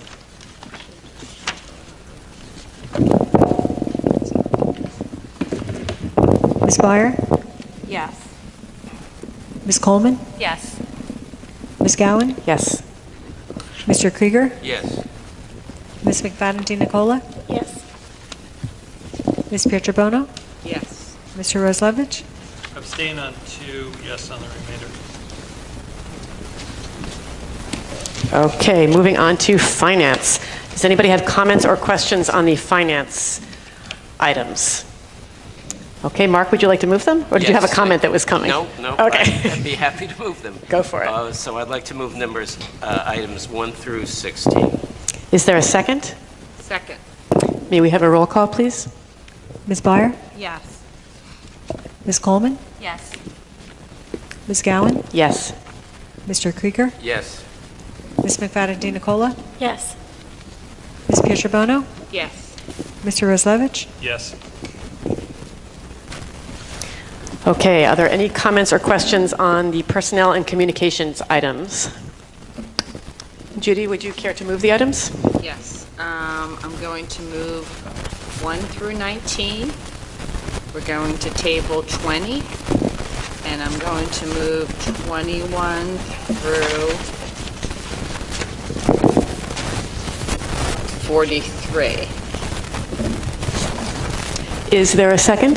Second. May we have a roll call, please? Ms. Byer? Yes. Ms. Coleman? Yes. Ms. Gowan? Yes. Mr. Krieger? Yes. Ms. McFadden DiNicola? Yes. Ms. Pietrobono? Yes. Mr. Reslevich? No on 15, yes on the remainder. Okay, policies. I would like to move numbers 1 and 2. Oh, sorry, are there any questions or comments about policy? Then I would like to move those 2 items, please. Is there a second? Second. May we have a roll call, please? Ms. Byer? Yes. Ms. Coleman? Yes. Ms. Gowan? Yes. Mr. Krieger? Yes. Ms. McFadden DiNicola? Yes. Ms. Pietrobono? Yes. Mr. Reslevich? Yes. Okay, and were there any excellence, equity into excellence items? I don't think there were any items to be moved. Is that correct? Okay. So let's move on to our board liaison reports very quickly. Did you have anything for Municipal Drug and Alcohol Alliance to relate? Okay. Nope. Borough Public Information Committee. I don't have anything to report. That's unfortunate. How about the Highland Park Television? It's getting late. Nope. Nope. Nothing from me. All right. Highland Park Education Foundation. Rob's not here. Anybody else? Well, I have- can share. I Oh, mean, yes, we were please. at the meeting. Not a lot of forward motion. There is a change in leadership. Cordelia is stepping down. Kathy Denning is going to be the president. Okay. They were supposed to meet tomorrow night. They're not going to meet. Can't get enough folks together. There are discussions about, there's been a lot of discussions about the fundraiser and what to do. People were pleased with the last event, but it didn't generate as much revenue as other events have, just because it was a smaller scaled event. So I think they're looking for ways to go about that. And one last thing they discussed, which I think is worthy of sharing with the board, they're examining ways to focus their funding around certain core projects instead of, this is just a consideration for them, instead of funding lots of little projects. So it's like, micro loans versus just, I guess, a large-scale project investment. Yeah. Okay. What is next? Public Library. I know we got a report from Ms. Fittipaldi that featured a discussion of the roof. Wow, there we go with the roof. Still not functioning. Oh, I'm so sorry. I totally skipped it. My eyes aren't functioning. Judy, I apologize. Their meeting tonight, I did go to their meeting last month. They just had a quorum, so they didn't really get to do a lot of, action items. The only thing that Tara reported on was with CPAC. They have been getting very low attendance at the meetings where they have the babysitter. So what they're going to do in the future is require registration for any type of event. And the other things that relate to the school, I'll know more after tonight, because there were still some things they hadn't worked out. Okay. Thank you. Is that one of our phones? Pause it back there. Okay, sorry. E is communication. Ask this to the public library. The roof is a problem. I believe the budget, their budget was cut. Scott, did you have that off the, okay. I don't, I'm sorry. The budget was cut $30,000. They're anticipating having to make staffing cuts. Yeah, Nora's on the board. And, the roof, this is like the third time around. Yeah, I don't understand what's on the roof. Anybody who knows how to do a roof there. And do they not have the ability to get a refund or something, or some kind of warranty protection for the people that did it the first time? I'm sure that's a whole other discussion. It's not the library, I mean, it's the borough. I see. Well, perhaps those comments are better left unmade. The joy of Okay, let's see. I'm not missing anything. Shared services, that's Darcy. Did you have any CPAC information, Ruth, to share? No, haven't heard a thing. Okay. Nothing. POSAC, Monique? No, there hasn't been a meeting to my knowledge since our last meeting. Okay. Human Relations is tomorrow, and I missed the last one. Board of Health, Mark. No, don't meet in the summer. Green Team, Rob. I don't have anything to report. Darcy, delegate to school board. Delegate to Middlesex County School Boards, Rob. Nothing to report. Okay. President's report, I have none. Old business. Did you? I was just going to add, there may have been a POSAC meeting that I was not aware of or did not attend, but I will have You'll an update catch us up next time. Okay. President's report, nothing. Old business. The 2 items on here, these are for you? So you curriculum stole my thunder, but that's fine. Just want to reiterate that on Wednesday, the 25th, I have a meeting with three teachers, Mary Alsinger, Christine Gappa, and Susan Curtin. So it's a combination of kindergarten, first grade teachers who are very excitedly going to work with me and Megan McNally, who's the interim principal for now, to develop supplemental packets that we can provide teachers so they can push in play-based learning to the existing programs.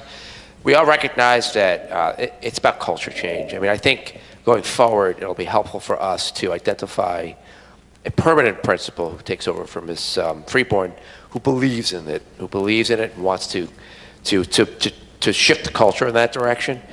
But the teachers will be meeting with me, and I also recognize, you need some mechanisms to leverage this, to move it. So that's happening on Wednesday. The other piece I just wanted to throw out very quickly is a note that we passed to the CUSAC review with flying colors, so we're considered a high-performing school district according to the Department of Education. Wonderful, thank you. It's good news. It's just one less thing we have to worry about right now. That's it. That's great. That was a presentation where students took part, is that right? Didn't you set up a pretty nice CUSAC presentation with students taking part? Yeah, they were. That was great. Okay, off the record. Yeah. They were really impressed. Fantastic. Really impressed. You know what really impressed them? That we had students lead them on tours. Wonderful. And they got to learn a lot about who we are from a student perspective. We had kids even at Bartle take them around to do the tours. It was fantastic. That's wonderful. Did the principals initiate that, or with your guidance, or would that happen? It's a past practice I had It's a past practice, yeah. from other districts. So. Well, fantastic. Kudos to everybody who got that rolling. That's wonderful. Okay, new business. Does anybody have new business they would like to share? Sure? Anything itching at the corners of your mind? Okay, public comment. The Highland Park Board of Education welcomes public participation and has reserved this time for your comments.